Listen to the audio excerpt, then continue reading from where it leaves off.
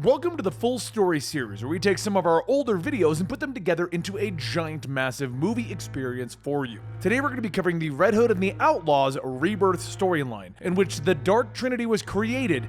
A lot of stuff happened in the middle of it, and then it falls down to Red Hood and Batman fighting against each other as always. If you're wondering where you are, well, this is the Comicstorian channel, where we create audio dramas about the lore from your favorite comic books, video games, and movies. And Red Hood's one of the greatest characters ever created, so enjoy.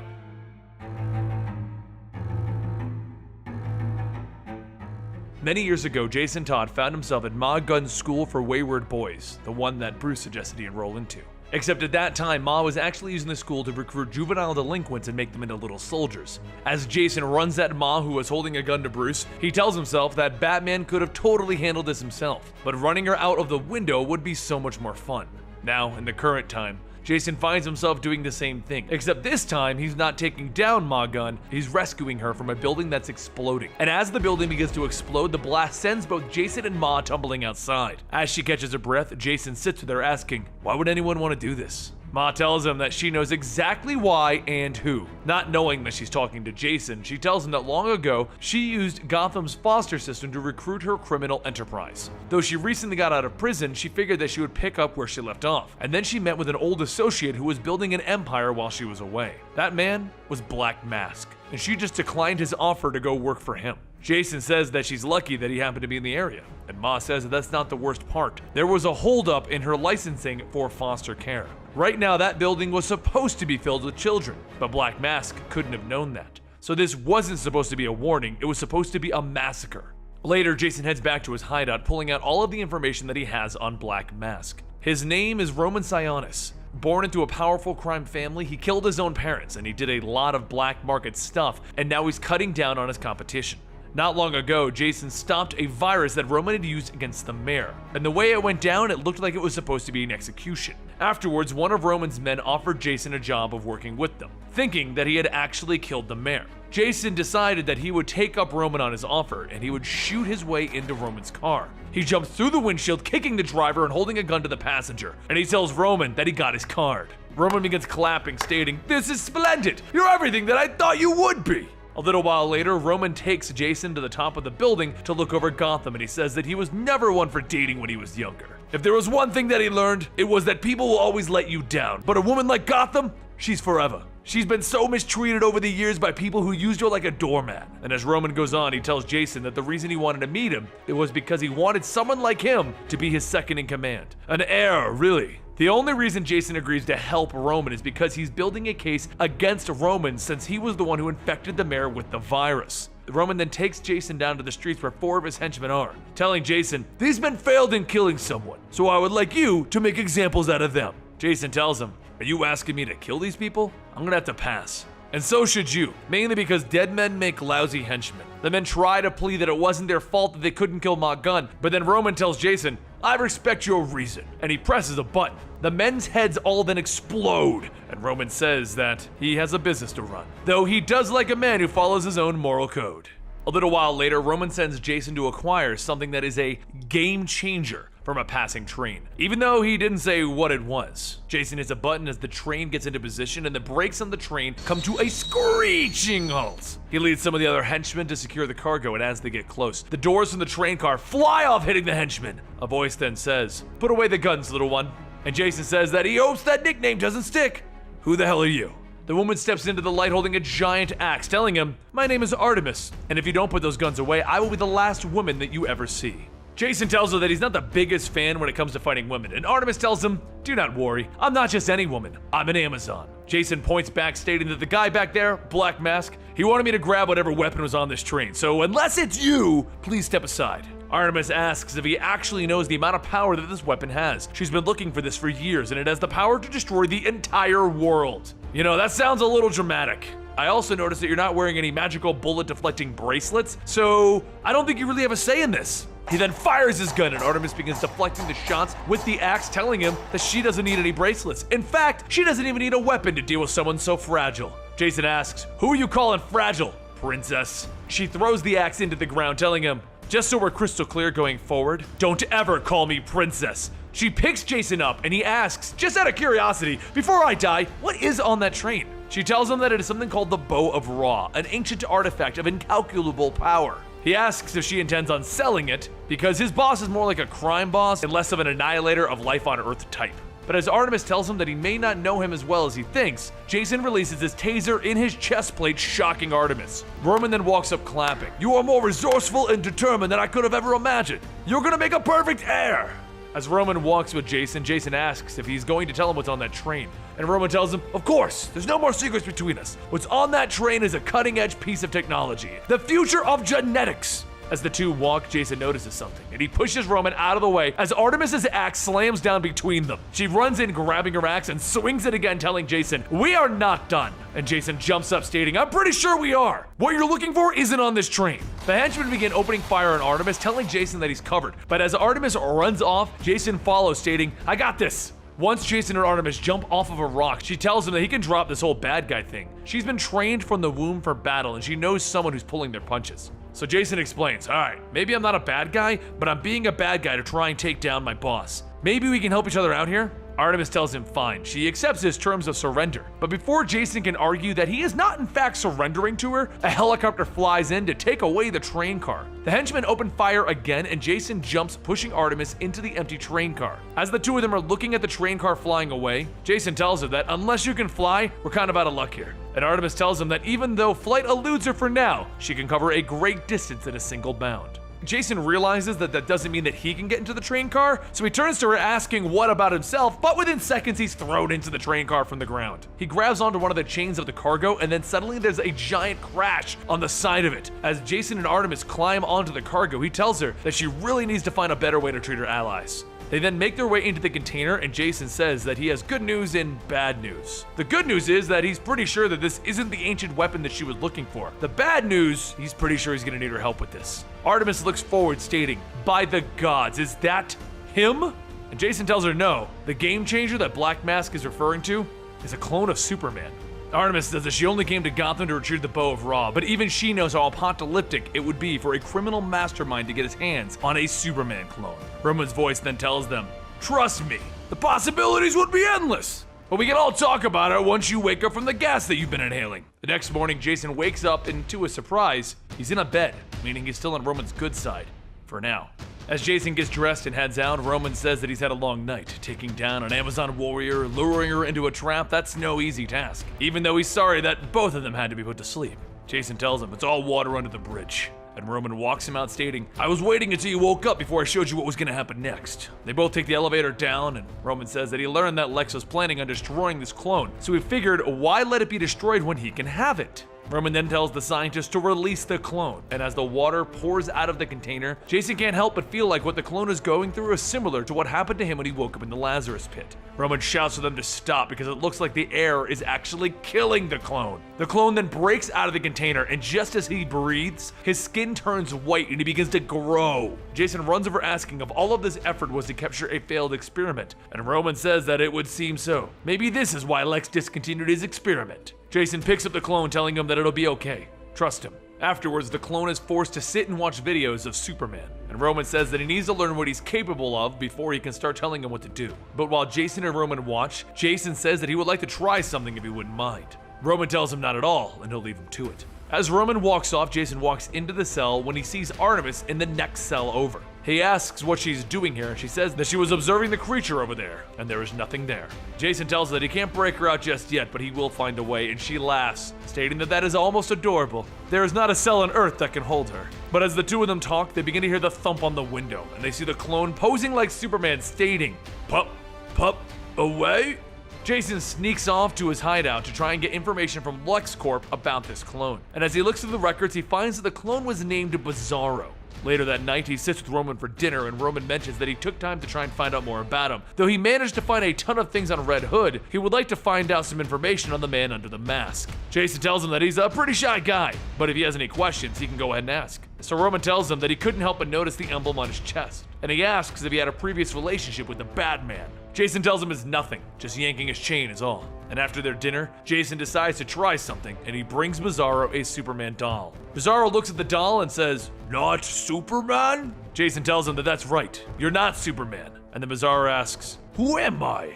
Artemis says, "Whatever he is, he's a monster." And BIZARRO stands up stating, "No, me am not monster! Me am not Superman! Me am BIZARRO!" BIZARRO slams Jason against the glass, and as Artemis just stands there, he tells her, "It's cool, don't help me or anything." And she says, the sad thing is, he's doing better talking to him than she expected. BIZARRO begins blasting away at the cell, shouting, "Too many words! BIZARRO confused!" And then he slams Jason into the ground, calling him rude. Artemis calls her axe just as BIZARRO gets ready to smash down on Jason, but he tells her to wait. Jason holds up the Superman doll, stating, "If you don't want to talk to me, that's fine, but you can talk to my friend here." And as BIZARRO looks at it, he says, "Pop, pop?" And Jason says, "That's right. Tell me why you're so mad." BIZARRO looks at the doll, and he tells it, "Me not mad, me just sad. Everyone thought I was Superman, but I'm not. I'm BIZARRO, and I'm alone." Jason sits down, telling him, "It's okay. You're not alone. I'm your friend. And so is this woman over here. Come say hello." BIZARRO looks at her. "Hello, redhood." And Artemis says, "Hi?" While Jason sits with BIZARRO, Roman's men ask if they should shoot, and Roman watches, telling them, "No, let's see how this plays out." Once BIZARRO is put back into a new cell, Roman tells Jason to come with him. He would like to share a few things with him. As the two of them walk down the hallways, Roman says that he's sorry that there are no lights here. BIZARRO took them out when he went a little crazy. And after a bit more walking, Roman shows Jason a portrait, and he tells him that this was his mother and father. But rather than spending time with him, they spent their time handling their empire. Crushing disappointment, really. Jason asks what happened to them, and Roman says that he saw firsthand what he does to people who have failed him. What does he think happened?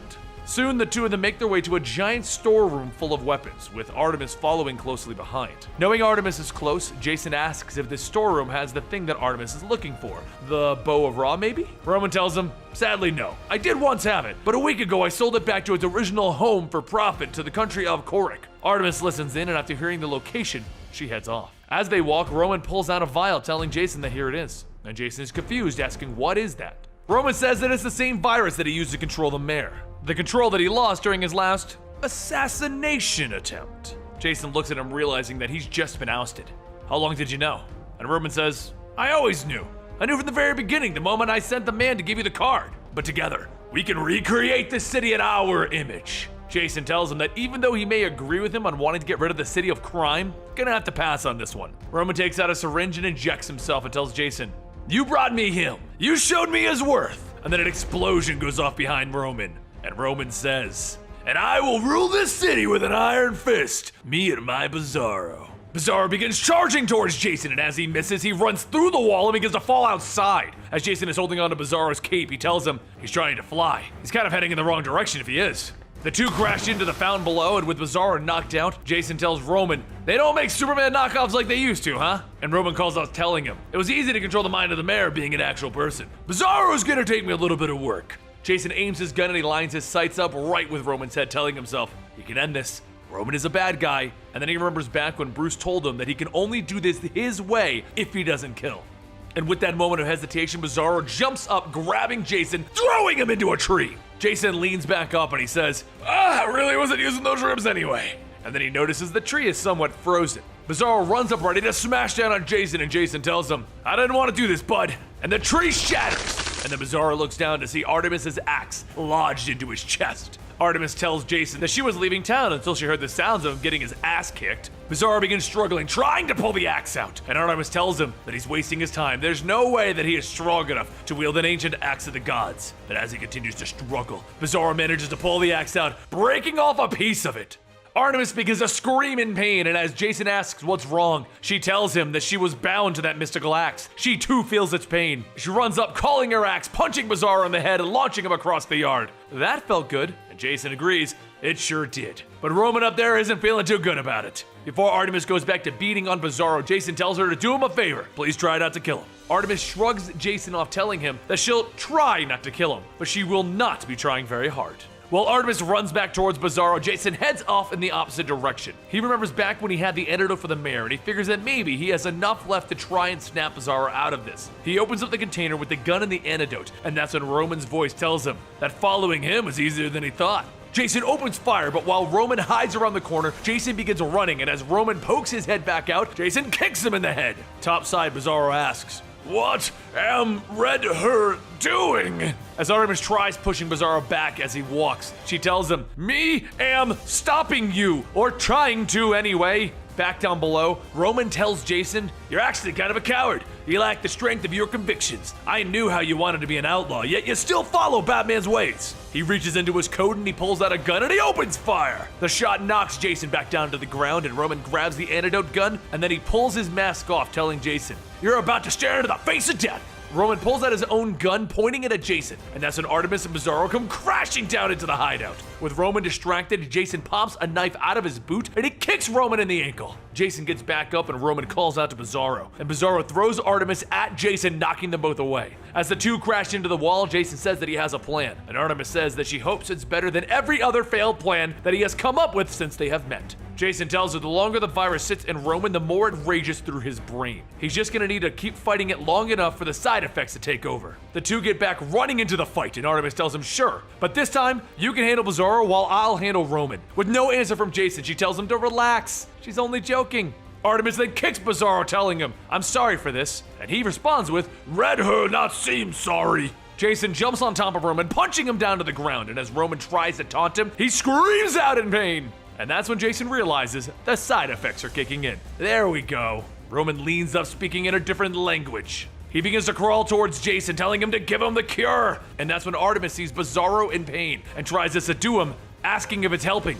And he says, "Maybe. It mostly just hurts." Roman then says the language is Kryptonian. He can see it. He can see everything. Even how his love for Gotham means nothing in the great vastness of the cosmos. Jason then hits Roman on the head with his gun, telling him, "Who would have thought hijacking an alien clone was a bad idea?" Roman falls over as he begins to foam at the mouth, begging for the cure. Jason takes the antidote out of the gun and crushes it.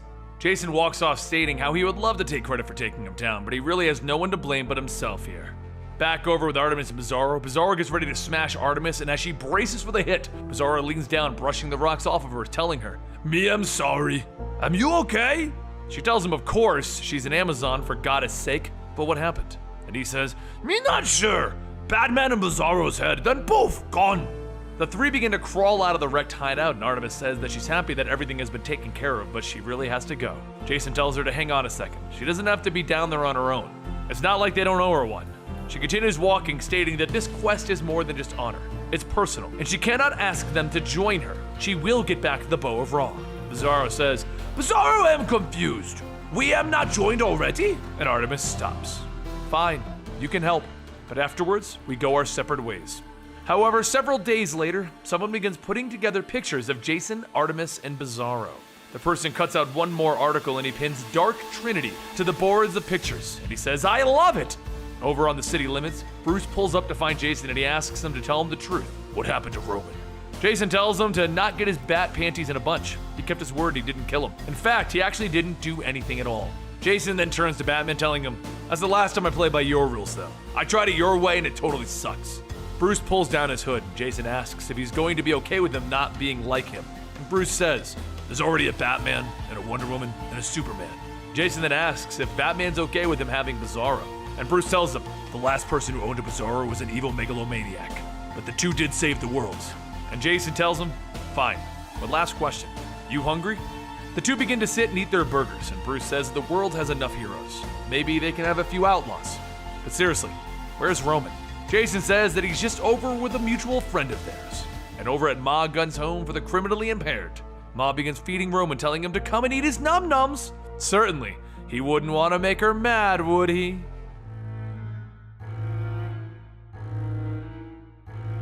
Now with Black Mask gone, Jason and BIZARRO decide that they're going to help Artemis as she hunts down the Bow of Ra. But there's a little problem. BIZARRO's a little out of control. While Artemis is searching for leads, Jason figured that it was time to clean out the last of Black Mask's crew. So he sits in a warehouse full of Black Mask's thugs and he tells them that they all had it pretty easy smuggling drugs, but now he's in charge. And as of right now, they could all consider themselves out of business, and they should probably get out of Gotham so they can live to see the next morning. One of the thugs pulls out a gun and points it at Jason, asking, "What is it you're gonna do about it?" And Jason sits back, telling him, "Not a damn thing. My friend, though, that's a different story." The thug's arms all begin to freeze over, and BIZARRO jumps in, smashing the ground, shouting, "Me am friend he referenced!" The two begin beating and taking out the rest of the thugs, and Jason asks, "What did I say about being too mean?" BIZARRO drops one of the thugs that he was crushing and says, "Not so hard. Me I'm sorry, Red him." But just as Jason finishes knocking out another thug, the wall bursts open and Jason is thrown across the room. BIZARRO catches Jason telling him, "Me am looking forward to crushing anyone who hurt BIZARRO's only friend, besides Red Her and Pup Pup." Jason looks back to see Killer Croc, and he says that he's pretty sure that Killer Croc joined the Suicide Squad. So why is he here? BIZARRO's eyes begin to glow, and then he fires an ice blast, freezing over Croc's head. Jason shouts for him not to do it, but BIZARRO takes both of his hands, and he punches Croc's head off. As Croc's body falls, everyone sees the mechanical parts, and the last remaining thug says that he didn't know he was buying a synthetic Croc. As the two leave, Jason asks BIZARRO if he knew it was a robot, and be honest about it. BIZARRO hangs his head, telling him, "Sure, BIZARRO knew. Me knew." A short while later, at their hideout at Ma Gun's home for the criminally infirmed, Jason asks if he's crazy for feeling bad about yelling at BIZARRO. ARTEMIS tells him that she supported his decision to try and work with BIZARRO, so whatever his problems are, they are equally her problems too, which brings her to her next topic. While looking for leads on the bow, she managed to get into a computer archive for LexCorp, and thought that Jason would want to see this. A video begins to play as a scientist from LexCorp goes over explaining the wonders of working on a genetic clone. As the dates and the reports go on, the scientist starts to state that things have gone all wrong, and there's no real way to make a perfect clone. In fact, the project that they are working on could lead to an apocalyptic event given the abilities of these clones. They could grow physically, but not mentally, and soon they would be a small tantrum away from being thrown into the sun. The video goes on showing BIZARRO's killing some of the other scientists, and Lex telling them to destroy everything. None of this ever happened. Jason asks if he did the right thing by bringing BIZARRO back with them, and ARTEMIS says that that's not really the question. The correct question would be if he trusts himself to do the right thing when it matters. Jason then asks if she's trying to state that they should kill BIZARRO before he can kill them, and ARTEMIS says no. She does not believe that her life is any more important than any others. But there are a lot of innocent people who may not have the types of resources that they have. What do they owe them? A little while later, Jason takes BIZARRO out to a lake, and he tells himself what he just took from Bruce was something that he had kept in case he had to kill his own friend. As the two lay down, they talk about the world and how pretty things could be. Jason goes on stating how being raised in Gotham, it could easily make you hate the world when the only thing that you knew was a small portion of it. BIZARRO tells him, "BIZARRO not hate world. Even when in glass room, me had memories, a better place. Man and woman sending me away from world on fire, another man and woman loving me." And as BIZARRO talks, Jason loads a kryptonite bullet into his gun. BIZARRO continues telling his story though. "Friends, secrets, truth and justice, American way. But me not stupid. Am not me memories. Never mind. BIZARRO's real memories not start until Red Him and Red Her." Jason points his gun at the back of BIZARRO's head, and BIZARRO continues. "BIZARRO am not perfect, but Red Him show him how, and me promise to be best BIZARRO me can be." Jason stands there with his gun aimed at the back of BIZARRO's head, and he puts it away, stating, "It's late. We should get back, BIZARRO." BIZARRO asks him, "Could Red Him stay longer? Me like this place." And so, Jason sits with BIZARRO as the two watch the sun set.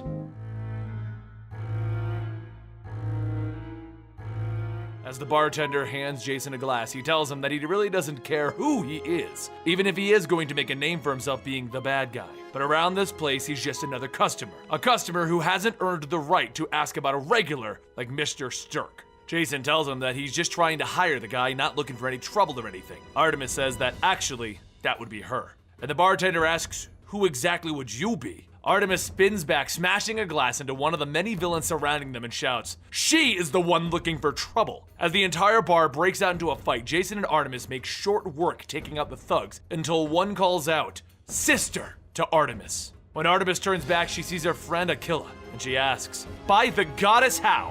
Aquila asks if she really thought death would stop the Shimtar, as she pulls an arrow out of her bow. Jason cracks her in the back of the head, telling her, yeah, no one is buying the whole shape-shifting Stirk thing. As Stirk starts to change back into his own form, Jason says, "So what's the deal? Stirk obviously shown you an image of someone that you knew." And ARTEMIS says, "What is that expression that you people have? None of your business." ARTEMIS pours herself a drink and downs it in one gulp. She says that her name is Aquila. They were best friends growing up, both trying to hone their skills in combat, so that they could become the one true protector, the Shimtar. However, Aquila didn't believe fighting for a pantheon that she felt had long ago abandoned them. The place that they were staying, Bonamaidal, was a haven for warrior women who had left Themyscira when a foremother had fallen out of favor with Queen Hippolyta. One day, Aquila vanished into thin air, disappearing without a word, and then weeks later, she just appeared. When she was found, she knew that she had changed. She had been summoned. She couldn't speak of anything because she was duty-bound by the gods. Time passed, and one night the village was attacked, and Aquila defended it using the Bow of Ra. That's when she appeared, Diana of Themyscira.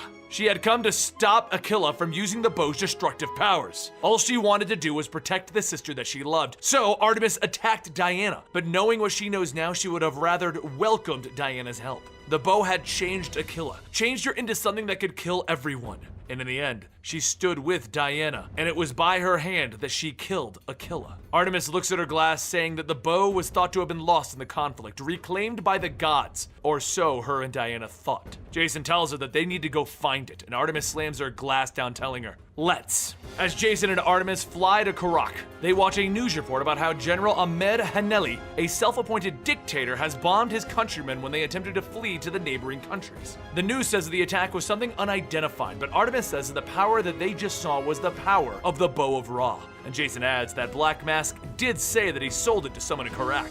Jason tells her that magic isn't what it used to be. Maybe Helene found a way to use it. Pray to all of the gods of every pantheon that this isn't the case. Humans, man in particular, cannot be trusted with the destructive power of the sun. Her and Aquila had trained their whole lives to become the defenders of their people, the ones who could even use the bow. And if the power drove Aquila mad, what chance does a mortal have? But before Artemis can say another word, the plane receives a transmission from Haneli, telling them that they are in a no-fly zone. They must turn back or they will be shot out of the sky. They've already witnessed the power that he's capable of. Jason grabs the radio, telling him, "Sorry, but orders aren't really our strong suit. Tell your minions to lock and load." Artemis says that was rather bold, and Jason tells her, "Relax. It's not anything that BIZARRO can't handle." Outside the plane, BIZARRO sings as he sees a missile heading straight for him and then explodes. As the smoke clears, he tells them, "That's rude." He lets go of the plane to chase the jets that are after them. As the plane starts to fall, Artemis hits the roof, stating that they couldn't just steal a plane that flew. Jason had to make BIZARRO feel useful, huh?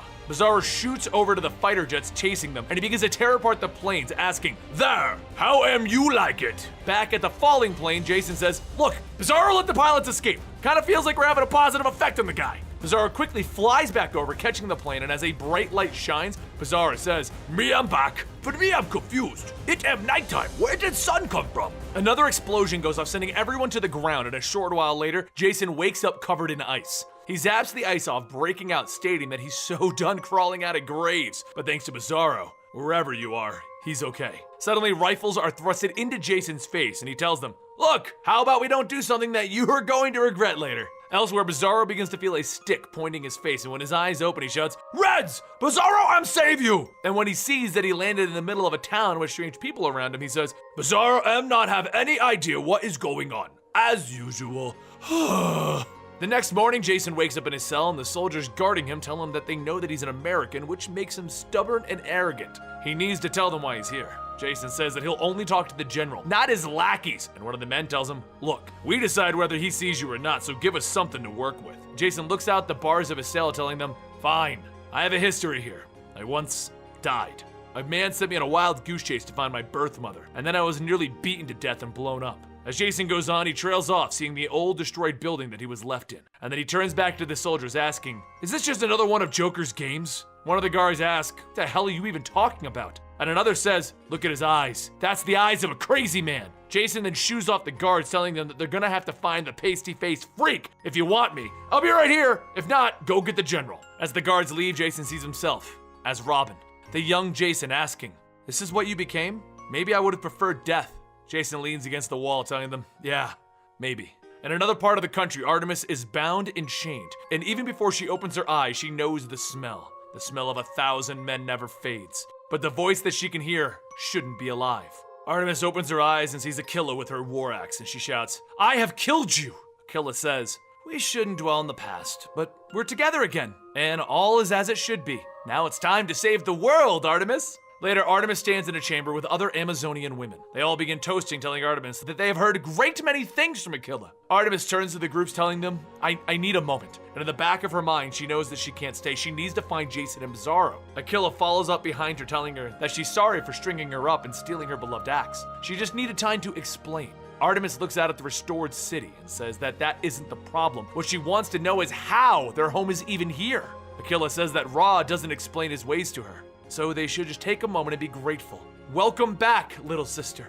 Meanwhile, out in the desert, the young boy Olan is hanging off of BIZARRO's shoulders, asking if he's sure that this is where he wants to take them. BIZARRO tells him, yes, you am wanting to be free. Me am bringing you to the Reds. They am way smarter than BIZARRO. As BIZARRO looks in the mountain right in front of them, he then adds, what a problem! One of the men in the group shouts, what is he, stupid? There's a mountain in our way. But before he could go on, a voice calls out to the refugees, telling everyone to stop. They are in violation of the general's orders. Suddenly, an attack helicopter flies by, firing into the crowd, telling them this is their final warning. BIZARRO uses his freeze abilities, hitting the helicopter, telling them, here am your final warning. BIZARRO do not do warning. BIZARRO does mad! All of the refugees begin to run away from the helicopter, but before it can crash, BIZARRO catches it, telling them, BIZARRO might not be as smart as Red him, but me am not stupid. After throwing the helicopter out of the way, BIZARRO turns back to the mountain, telling everyone, if mountain am problem, BIZARRO will move it. Duh.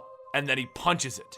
Back with Artemis, the two continue to look over Bana Madal, and Artemis asks if she still wants to believe that this is all possible. What is the meaning of gathering these warriors? Aquila holds her glass to the women, telling them that they will reclaim the bow of Ra. The bow was her responsibility. Artemis grabs Aquila's hand, asking, what happened? How are you even alive? And Aquila tells her that it was that man, General Heleni. After recovering the bow, he attempted to use it to no avail. Heleni then researched and looked for someone who could use the bow, and that's when he heard of me.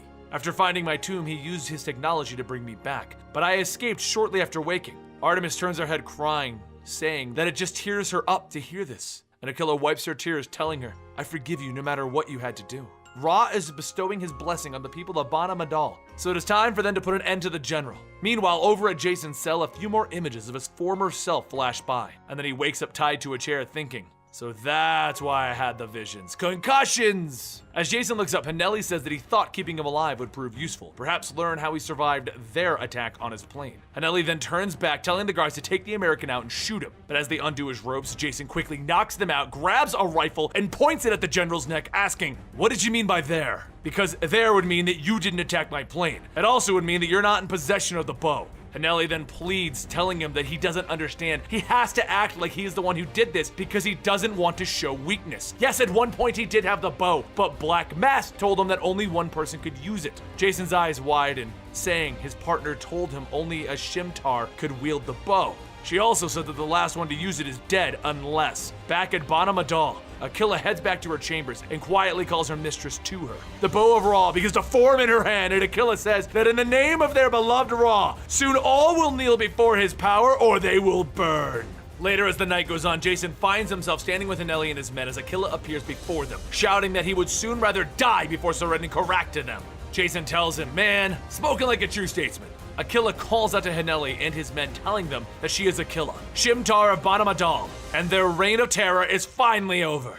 As the Amazons charge down, Artemis grabs Jason, telling him, there you are. Though I never thought you died in the plane crash, I never thought I'd find you on their side. Jason starts fighting back Hanelli's men, telling her, yeah, I was gonna say the same thing, but there's definitely a perfectly good reason. He says that he doesn't have it. She does. Artemis punches another man, asking, how can you believe those words? And Jason tells her, for starters, if Hanelli did have the bow, wouldn't he be using it right about now? Artemis pauses for a moment and says, he must be lying.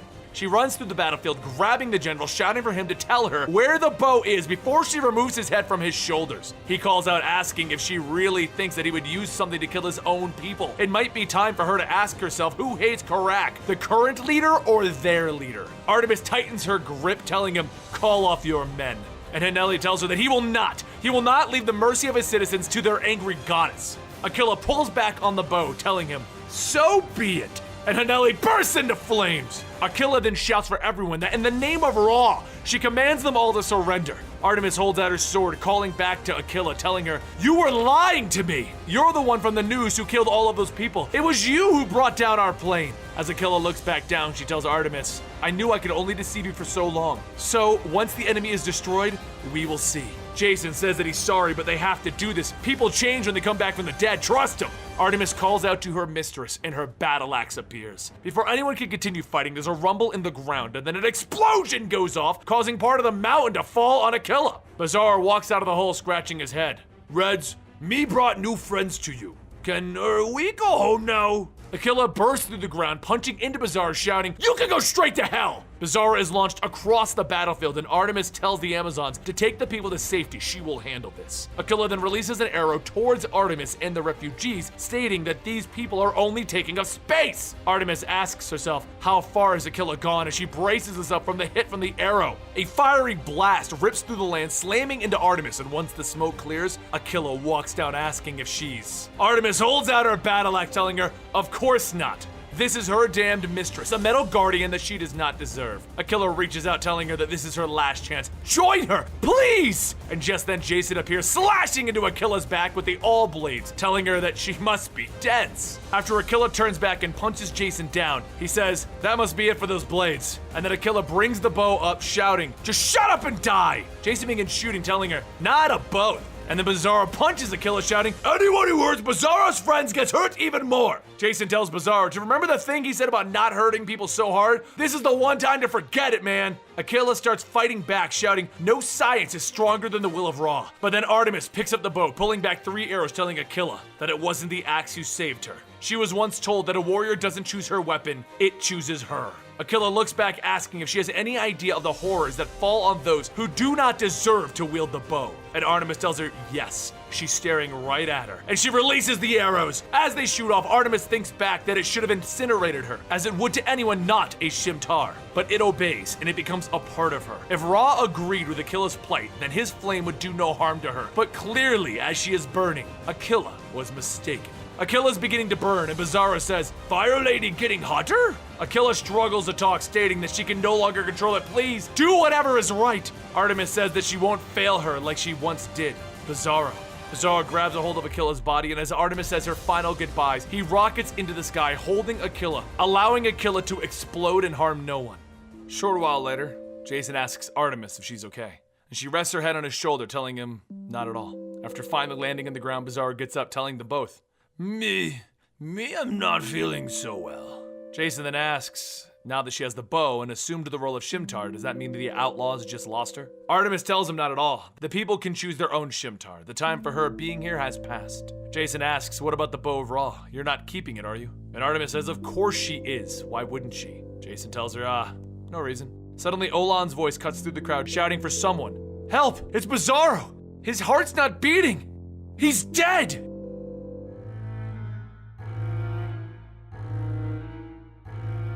Our story begins in the middle of the Baltic Sea as the captain of the ship says that he's not too comfortable just floating around out here. Dimitri tells the captain that he comes from a wealthy and powerful family, and this is why his humiliation at the hands of the Red Hood cannot stand. They are here to spend as much money as they need to hire the Beast so that he can. The captain stops him. Who? We're here to get the Beast? I'm turning this boat around right now. Dimitri pulls out his gun, telling him, you will do no such thing. And the captain shouts, go ahead and shoot me. It would be a mercy compared to this. Dimitri looks at him again. The Beast worked for my grandfather. We're practically family. All I'm here to do is talk. Suddenly, explosions begin to go off all across the boat, and bullets fly into every standing person. Through the flames, a man walks out, and Dimitri begs the man, please don't kill him. Beast looks down at him and he says, you wanted to talk, so talk. Meanwhile, over in Gotham, Dick Grayson sits in the stands of a circus asking himself, what did Jason get himself into? The ringmaster welcomes everyone to the spectacular show of the World Circus of Russia. With them tonight is the masked marksman with his aim true, and the amazing Amazon as well as the man of might. An hour later, in the tents, Dick Grayson is knocking on a trailer when a voice shouts, it am unlocked. Dick walks in to find Jason, Artemis, and BIZARRO in their trailer making dinner for the night. Jason says that it looks like he got the message, and BIZARRO tells everyone, beans am good. Dick says not exactly. He got a text with a longitude and a latitude and a trailer number, so he's here. But sure, they'll go with he got a message. As the boys sit, BIZARRO serves Dick a bowl of beans.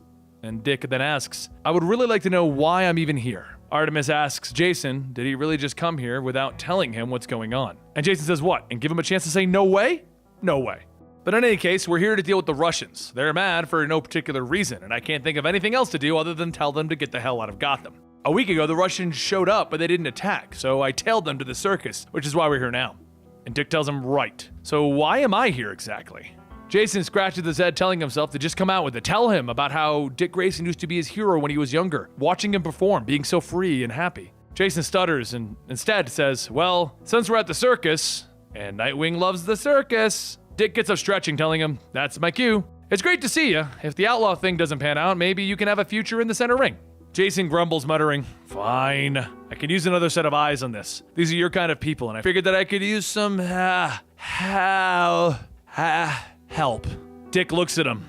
I can get the Titans to help, so... Artemis steps between them, stating, by the 7 beards, I've never had a brother, so I don't understand what you two are doing, but clearly everyone wants to work together. Maybe one or both of you can grow the hell up? Dick asks, is she always this forward? And Jason says, yeah, sometimes too forward.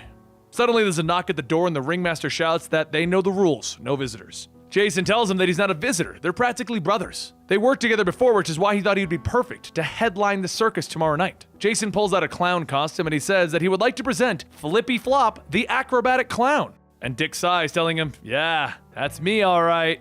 As the night goes on, all of the performers gather to share stories when Dick says that it's probably time for him to get some sleep. Artemis tells him that she's sorry to see him go. Shall they walk back to the trailer? And Dick bends down, telling her, how could he refuse? As the two walk off, Jason mimics them, stating, maybe you can help me count my muscles. Only if you help me count mine. Could they be more obvious? But as he talks to BIZARRO, BIZARRO doesn't respond. And Jason sees that he's staring at a woman with a bandana playing the violin. Jason punches BIZARRO, telling him, just go over and say hi. You represent the Outlaws. That's an order. BIZARRO gets up, but he says, if it's an order. Back with Dick and Artemis, Dick asks her if her and Jason are, together. And she asks, her and Jason? Anyone and Jason? Goddess, that is too funny. She sits down at the step of the trailer, stating that if they really are like brothers, how are they both orphans? And Dick tells her, well, they're not really, they just shared a father. Back at the bonfire, BIZARRO sits next to the woman playing, and she asks if he's here to make fun of her too. Do the others put him up to this? And he asks, put me where?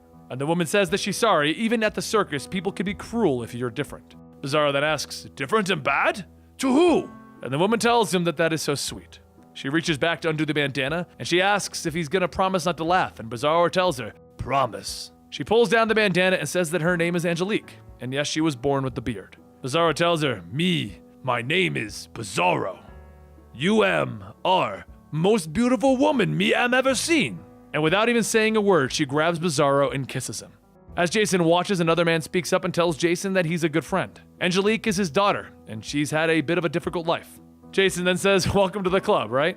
And the man laughs. He gets up and he tells Jason that he has some extra work for him and the others. Work that doesn't include the big top, so stop by tomorrow while the new guy is performing. The next night, during Dick's performance, Jason and the others head over to where they want to meet, and they see a group of men surrounding a hole filled with water. The man tells them that this is a bigger job than anyone realized, but down there, remember to take a deep breath. The three jump in and they follow the path until they reach a room. And as they get out of the water, BIZARRO asks, who am? And Jason tells him that he's a little less concerned about who right now and more about the what. The room is filled with government munitions, and the man standing there tells him that they act as if they've never known a government to hide things near the heart of a city. Jason says that it looks like KG Beast isn't very surprised to see them, and Beast looks back and says, Beast now. Of course I was expecting you. It's much easier to let you come to me than going to look for you to kill. Artemis tells him that that doesn't explain what he's doing here among all of these weapons. And Beast says that he took this contract. He learned of a renegade U.S. Army battalion dedicated to destroying Batman. While they were defeated, they apparently left a secret armory behind. He reaches down picking up a weapon and he says, take this one for example. It could stop a rampaging rhino, or perhaps even a BIZARRO.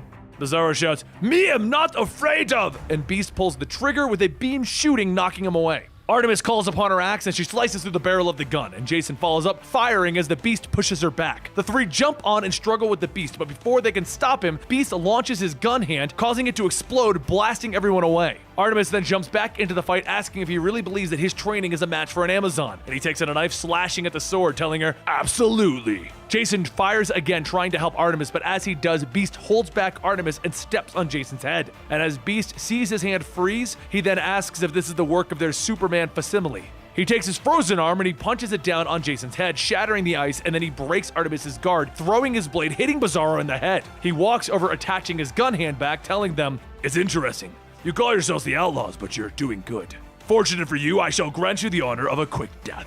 And that's when Dick Grayson jumps on Beast's shoulders asking, do I get a vote? Because I'm gonna go on the side that there are no deaths, including yours. Beast says, every time I come back to the city, I forget how much I truly hate this place. He then grabs Dick, throwing him, and before hitting the ground, Dick reaches out, grabbing BIZARRO's arm, swinging back to allow both him and Jason to land with hard-hitting punches. The Beast stumbles back, and then he starts to get back up, and Jason says, honestly, I was kinda hoping that would take him out. Just as they prepare to attack again, ARTEMIS and BIZARRO leap through, beating Beast into the ground. And Dick says, all right, that did it. And Jason tells him, of course, we wore him out for you guys though. BIZARRO says, right. And ARTEMIS tells him that even BIZARRO is not falling for that one. A short while later, as the police arrive, Dick says that if they want to help, they can go talk to the cops while he speaks with Argus. And Jason tells him, yeah, about that. We're supposed to be outlaws and all. And Dick says, oh, that's right. It's just you do such good things that I forget that you're one of the bad guys. The two shake hands and Dick says, it's really nice to see you, and how you're being a better big brother to BIZARRO than I was to you, Jason. Jason tells him, you did okay. You deserve more credit than I could ever give you credit for. Dick then jumps off the ledge, telling him that he's going to assume it's pointless to tell him to stay out of trouble, right? ARTEMIS watches and asks, he didn't even say goodbye? And Jason asks, missing her boyfriend already? ARTEMIS laughs, telling her and Nightwing, goddess you are a scream. And BIZARRO says, BIZARRO kissed bearded lady more than once. Jason tells him, that's good. Did you get her number? And BIZARRO tells him, yes, 8. And Jason tells him that they're gonna talk about this when they get home.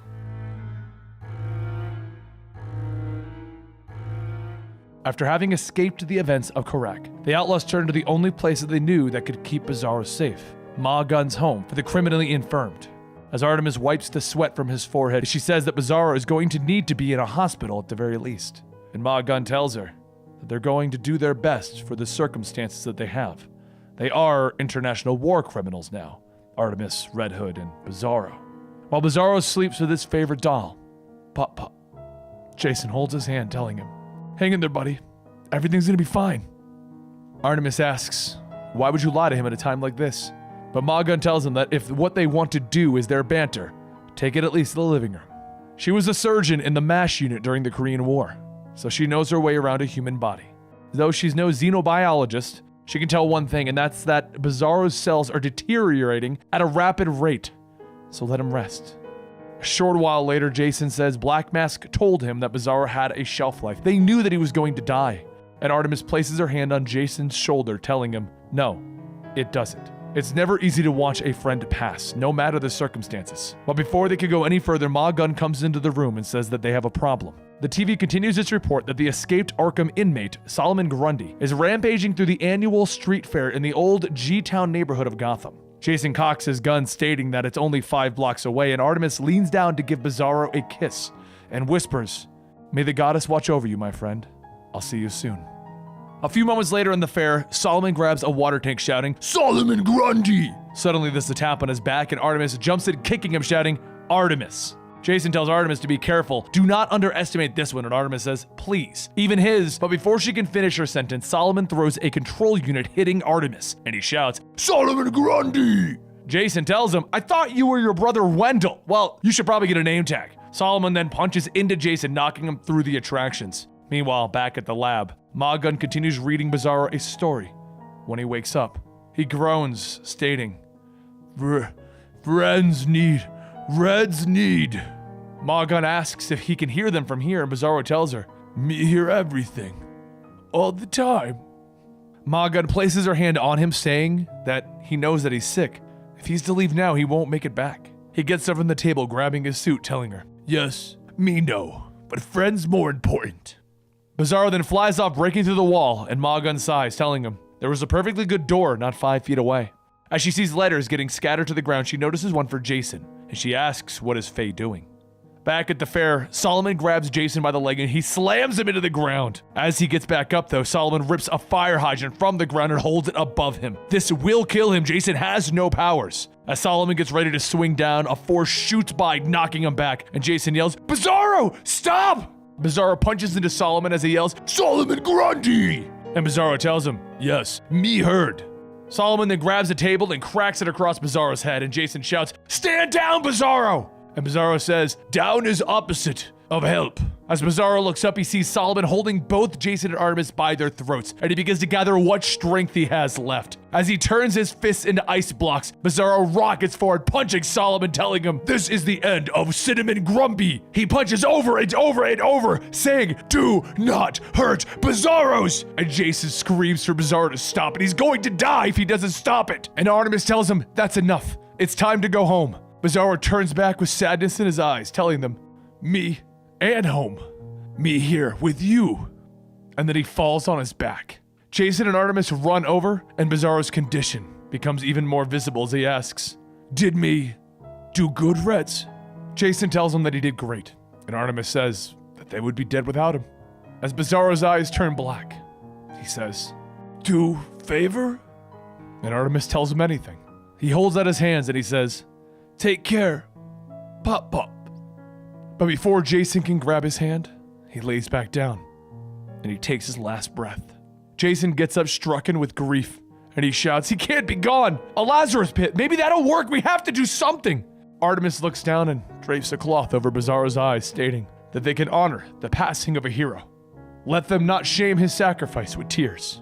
Jason stands there telling her, "He wasn't just a big lump of Kryptonian DNA. He was my...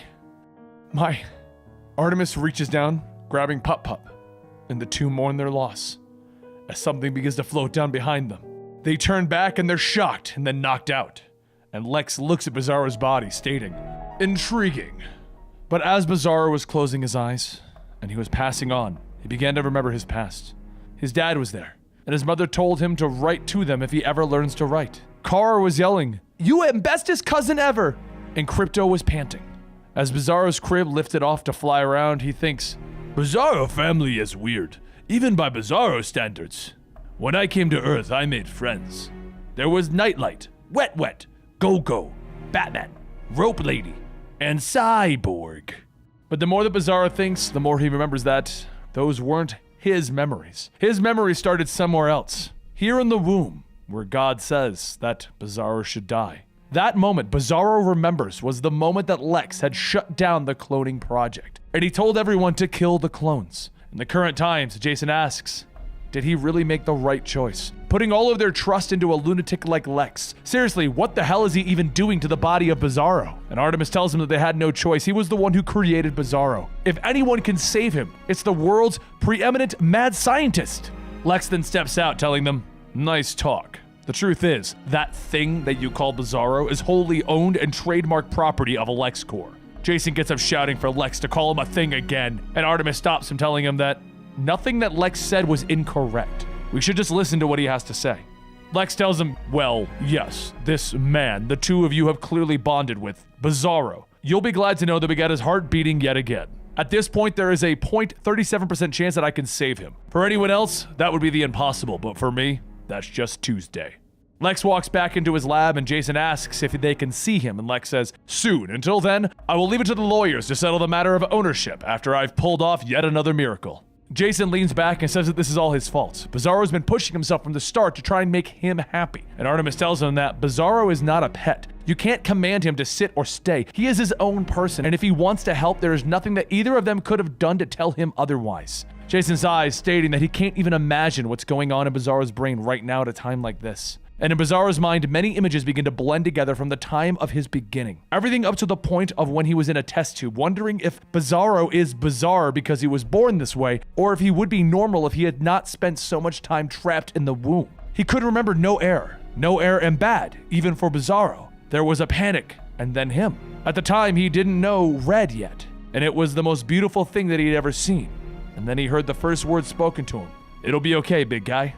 Trust me." Someone tried to make BIZARRO into Superman. He didn't know who, besides what he was told. Then there was her, Red Her. She let BIZARRO know that he wasn't alone. Not really alone. She could leave as she wanted, but she chose not to. She taught him letters, and letters became words, and then finally words let thoughts out of BIZARRO's head. At this time, he had never seen her, only felt her with BIZARRO's heart. When asked, Artemis told him that if she would have to describe herself, it would be like trying to explain the sun to a blind man. But does he see the color of that man's cape? The videos of Superman playing for BIZARRO began to roll by, and then BIZARRO said, "You call Red." But outside, while Jason and Artemis try to comfort each other, BIZARRO thinks, if BIZARRO stopped, Me will miss them, but they will be okay. Back in the real world, Lex looks down at BIZARRO's body and he asks if he remembers him. He thinks back to the times that he spent with a clone during Forever Evil, and then he tells BIZARRO, no, you're not him. Lex takes out a syringe of green liquid and says that kryptonite injected into Superman's veins would kill him, but since you're the genetic opposite of him, this could save your life instead. He slams the needle down into BIZARRO's chest, telling him that his friend was murdered before he even reached the deteriorative state, so he's going to give him a chance that his friend never had. His BIZARRO never had. Do not screw it up. A short while later, Lex leaves the lab, and Jason says that he's not smiling, so it must be bad news. And Lex says that their friend is going to be fine after a brief period of adjustment. Jason says that sounds unnecessarily cryptic, and Lex tells him, not at all. It will become very self-evident when you see him. With BIZARRO no longer being of any use to me, I've signed over the paperwork giving you, Jason, total custody of him. Lex reaches out to shake hands, and Jason says, out of the kindness of your heart, huh? Lex tells him, nothing I do is out of the kindness of my heart. Jason and Artemis then head back into the labs to see BIZARRO whistling while putting something together. And Jason says, hey there, big guy. How is everything? A mature, sophisticated BIZARRO looks back and says, Jason and Artemis, what an absolute pleasure it is to see you again, compatriots. While I am grateful for Lex's efforts on my behalf, I feel totally at ease returning to my domicile. Artemis blankly stares and Jason asks, what?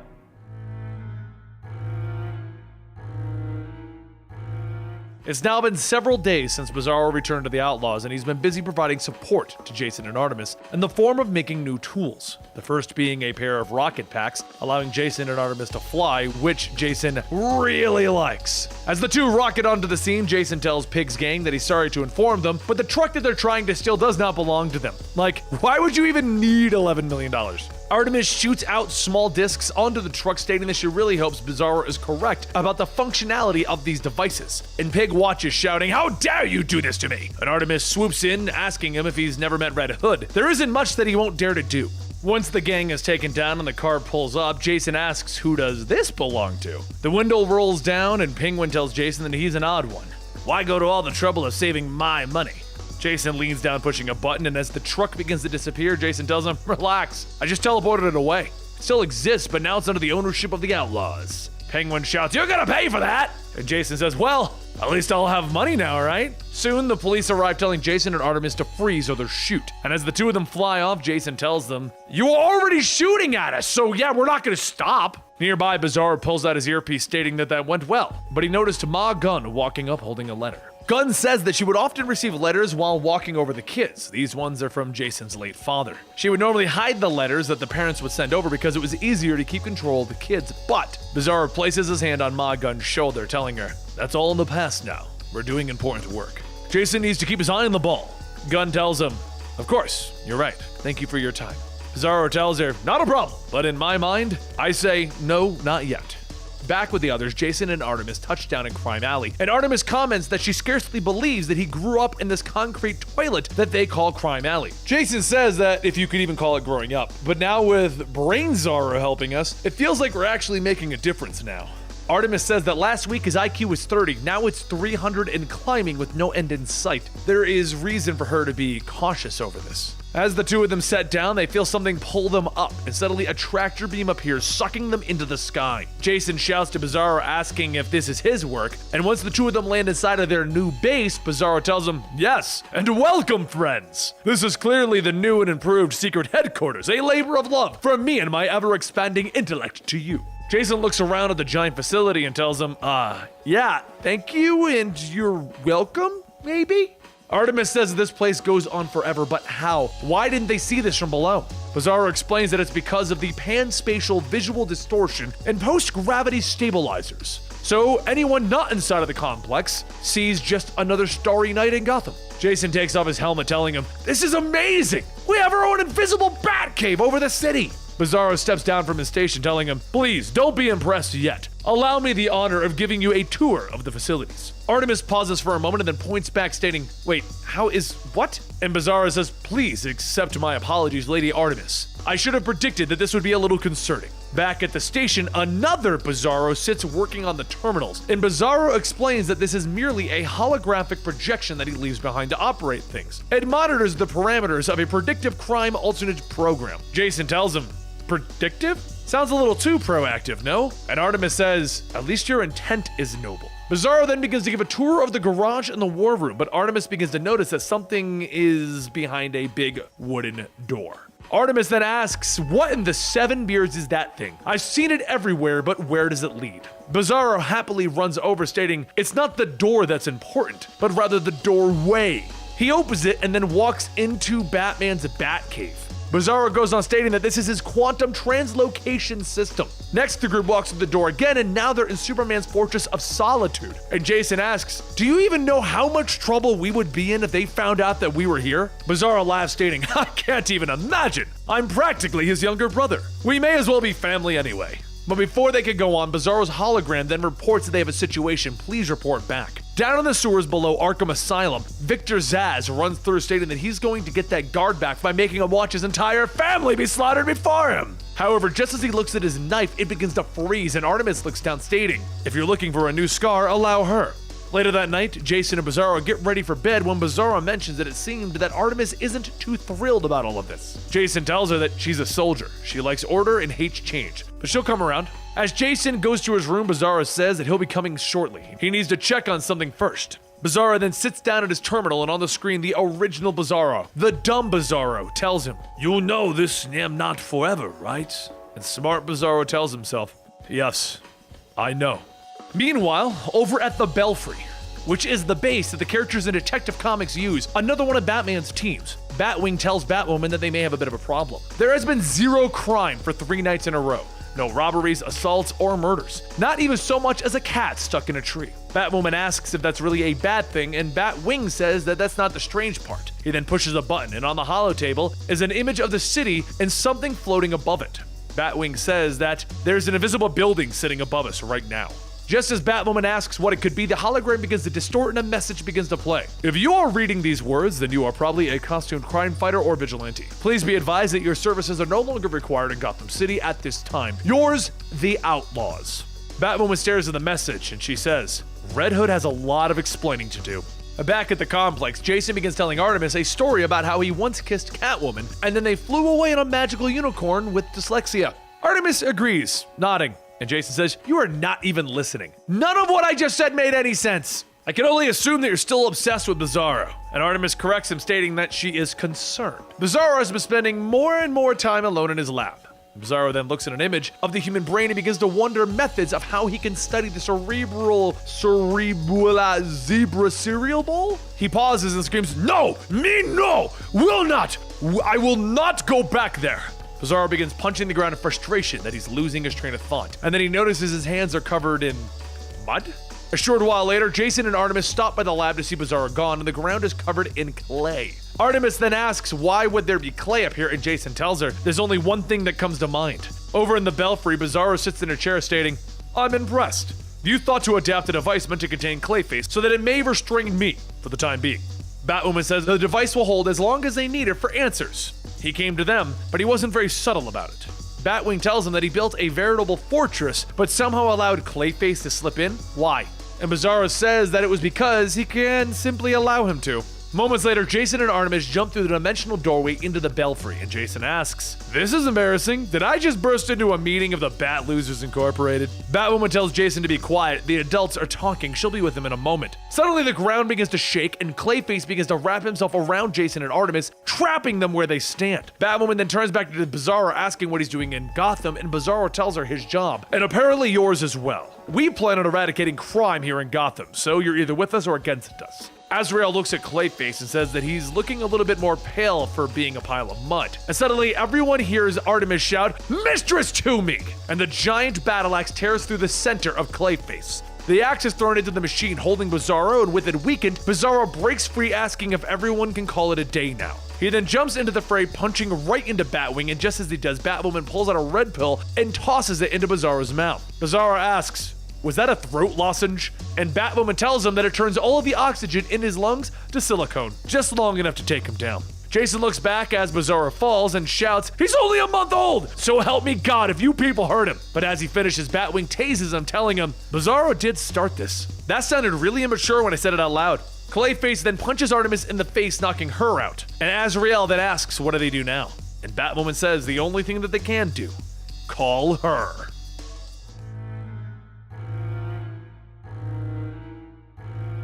As John Constantine smokes his cigarette in the dark, foggy night of Gotham, he sighs, saying, "Come to Gotham, you say. Now, it's urgent," he says. As Zatanna walks up, she says that she thought she smelled tar in the air. And John tells her, "Well, well, Stockings, long time no restraining order?" And then a football player shuffles out stating, "Help me." So Zatanna says, "Okay." Suddenly, Deadman jumps out of the back of the football player asking, "How do you like my new ride? Traded in for the old one." A leg had gone green and moldy.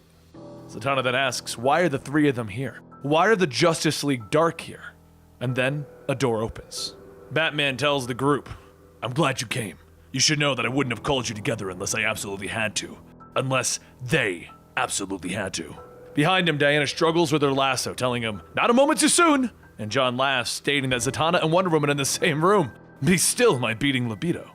Then shouting fills the room, and Deadman asks who's the screamer. And a demonically possessed Red Hood yells, "I hate you! Kill you all! The Bat will pay!" Batman tells them, "His name is Red Hood, and once, long ago, he was Robin." Superman then says this power that has Red Hood has something to do with a magical pool of pure evil called the Pandora Pit. Jason Blood couldn't control it and almost died trying. Deadman floats close by asking, "What if I was to possess him? Kick out whatever's in there and we can bind it." Red Hood yells, "You will fail!" And Batman says, "Save him. Be careful." Deadman starts to enter into Red Hood's head and he says, "I'm already dead. What's the worst that could happen, Batman?" Soon the room falls silent and everyone stands around Red Hood waiting. Superman asks, "Did it work?" And just as he says that, energy shoots out of Red Hood's eyes and mouth. Deadman tries to escape, shouting, "I can't control it, it's too powerful!" And as everyone tries to help pull Deadman out, the demons inside of Red Hood pull back, and they take Zatanna with them. Red Hood leans up, stating, "Magic shall rule, the Trinity shall die, and the new age of darkness will come. This cannot be stopped." John gets up, stating, "Sorry, Bats. Shame it didn't work, huh? Guess it's time to be off." As Superman stops him, telling him, "No, you won't. You're going to save them because it's the right thing to do, Constantine." John tells him, "Look, this is kind of outside scope, alright? Whatever's in there is some serious crap." Diana tightens her lasso, stating that he would do best to end this charade. She can see it in his eyes, the lives that he's lived. Beneath the sarcasm, there is some good.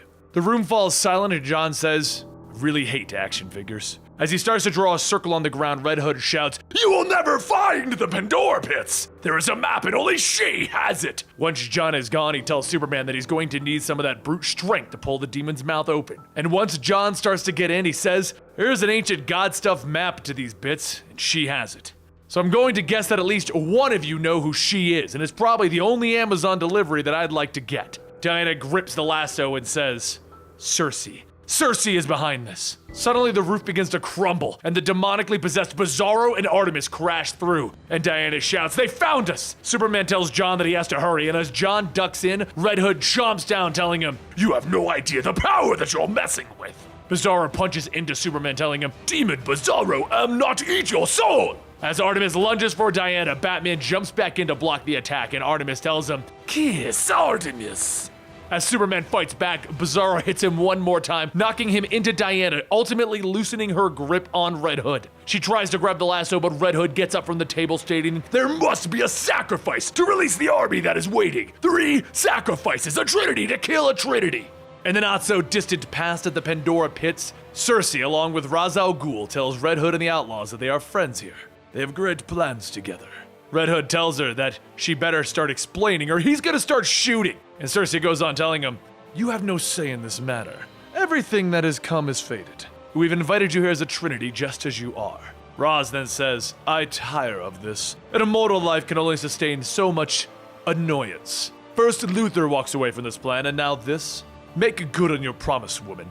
Suddenly, Ant-Man and League Assassins jump out of the shadows, and Circe tells Ra's now. He throws 3 knives, each hitting Red Hood, ARTEMIS, and BIZARRO, and their blood spills into the Pandora Pits when a massive energy force reaches out, grabbing them. All 3 are pulled down into the Pandora Pits, and Circe tells them, "You should all be thanking us. After all, we're giving you your heart's desire." Back in the current times, Red Hood grabs Batman by the throat, telling him, "He gave into this position willingly. Now he will do what he's always wanted to do. He will finally kill the Batman." While Superman and Diana fight against their counterparts, Batman slips from Red Hood's grasp, escaping into the mansion's basement. He says to come out. Let me help. We can get you through this. And Red Hood's voice calls from the shadows telling him, admit it, you wanted him dead all because he wasn't like Dick Grayson. Picking him up was a rebound choice. Too angry, not like he was. Batman quietly tells him, shut up. And Red Hood continues to taunt him until he springs from the ceiling down onto Batman. Red Hood pulls Batman's face close and he tells him, you didn't want to save him. You're the true demon here, always have been.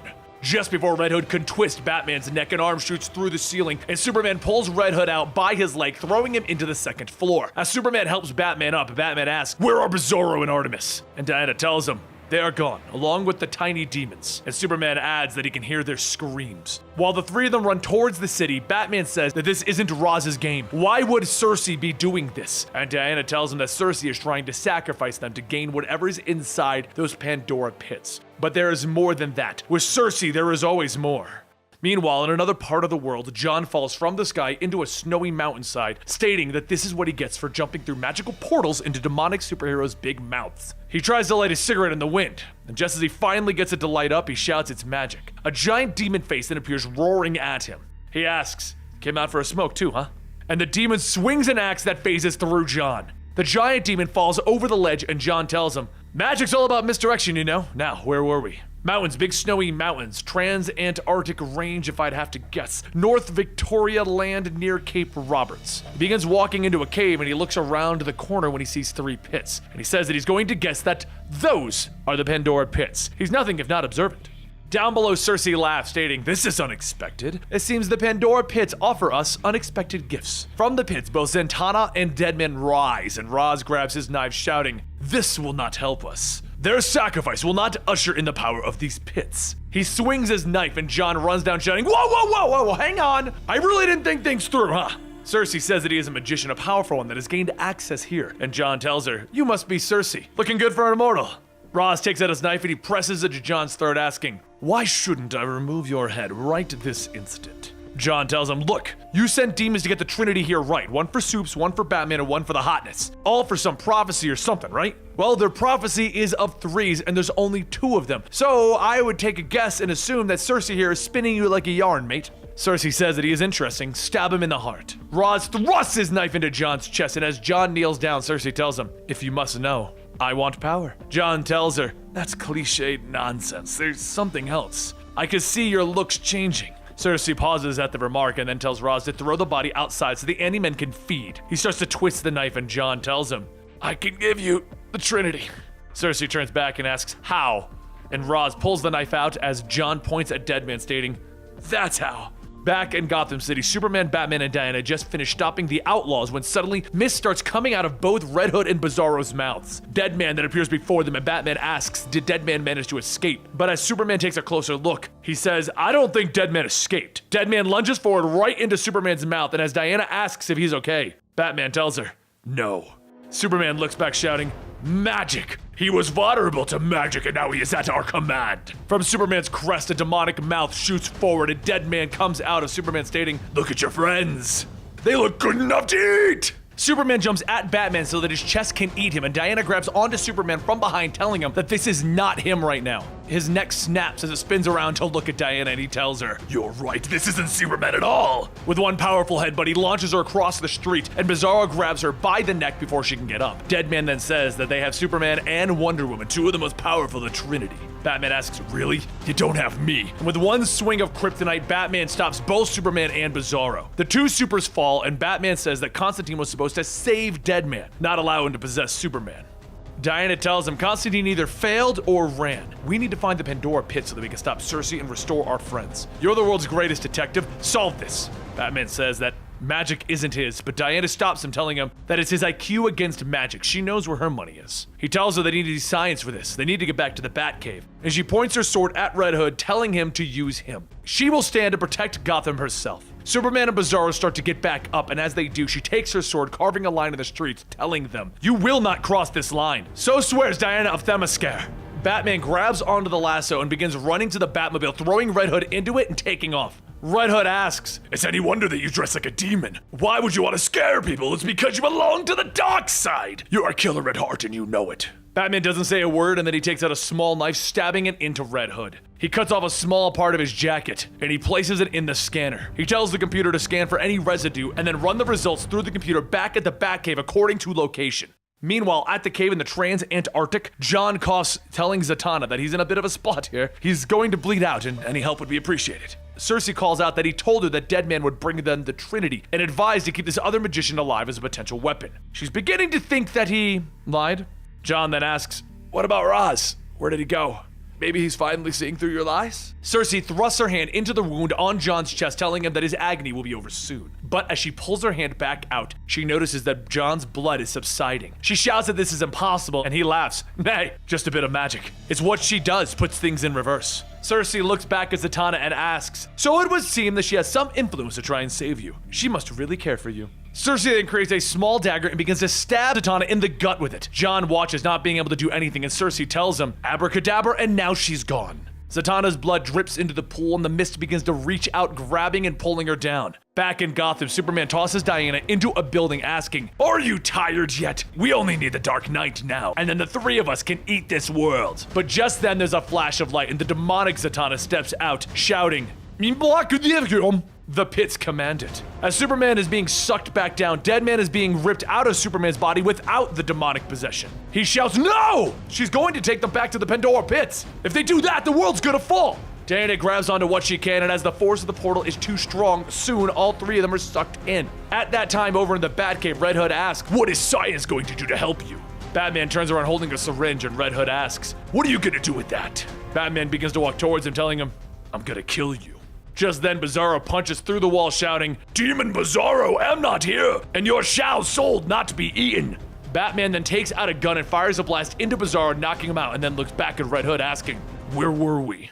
Back at the trans-Antarctic cave, Roz looks down at one of the pits, stating that this prophecy is all nonsense. The Bat remains at large, Luthor refuses to help, and this sacrifice falls apart. Ra's al Ghul has had enough, and he will have the truth. Cersei asks, "You want to know the truth? Long ago, I traded my soul to a dimension of hell. No matter how I've tried over a millennia, I've never been able to break through the barrier. The pits are that barrier, and the power shall breach it." She walks over to Roz and with a push shoves Roz into the pit, telling him, "I am alone and soon will be whole. This world will be my sacrifice." Just then, the League Assassins jump out, and with one swipe of Cersei's magic hand, she dumps them all into the pit. Her eyes begin to flicker as she says that that's it. The more that go in, the more power that she gains. Soon the ultimate sacrifice of the Trinity will be complete. Back from the pit, the bodies of Zatanna, Superman, Deadman, and Diana all rise, and as Cersei looks at them, she says, "Maybe just 2 of them will be enough." John leans up from behind, asking, "That's the plan then? Sacrifice them all into the pits to regain your soul?" Cersei looks back, telling John that he offers nothing. His soul is as vacant as her. But these heroes, they are the most selfless of souls. She will honor them as she consumes them. Nothing will stop her. John weakly says, "Actually, Batman can. And just like your prophecy said, you need all 3. Unless you're just starting to make this whole thing up like a cheap con artist like me." Just then there's a rumbling from the cave's roof, and that's when Red Hood and the Outlaws along with the Bat plane crash in. Red Hood asks Cersei if she missed him. And from the cockpit, Batman shouts, "Get away from my friends or I'll be forced to blow you back to hell." Cersei shouts, asking, "How? Nothing can break the control of the Pandora Pits." And as Red Hood and the others tear into the Anti-Men, he says, "It's simple. Batman killed us." And Batman adds, "Temporarily. He used a potassium chloride injection to stop our hearts. The possession left when we died. So this is your last warning. Release our friends." Cersei yells, "It doesn't matter, you're too late, magic rules here." Batman fires a blast at the 4 held captive, stating, "Actually, I prefer science." He goes on to state that the heart vibrates at a certain frequency. Basically, that blast killed his friends for 1 second. Sorry. And then Superman tells Batman, "You're forgiven."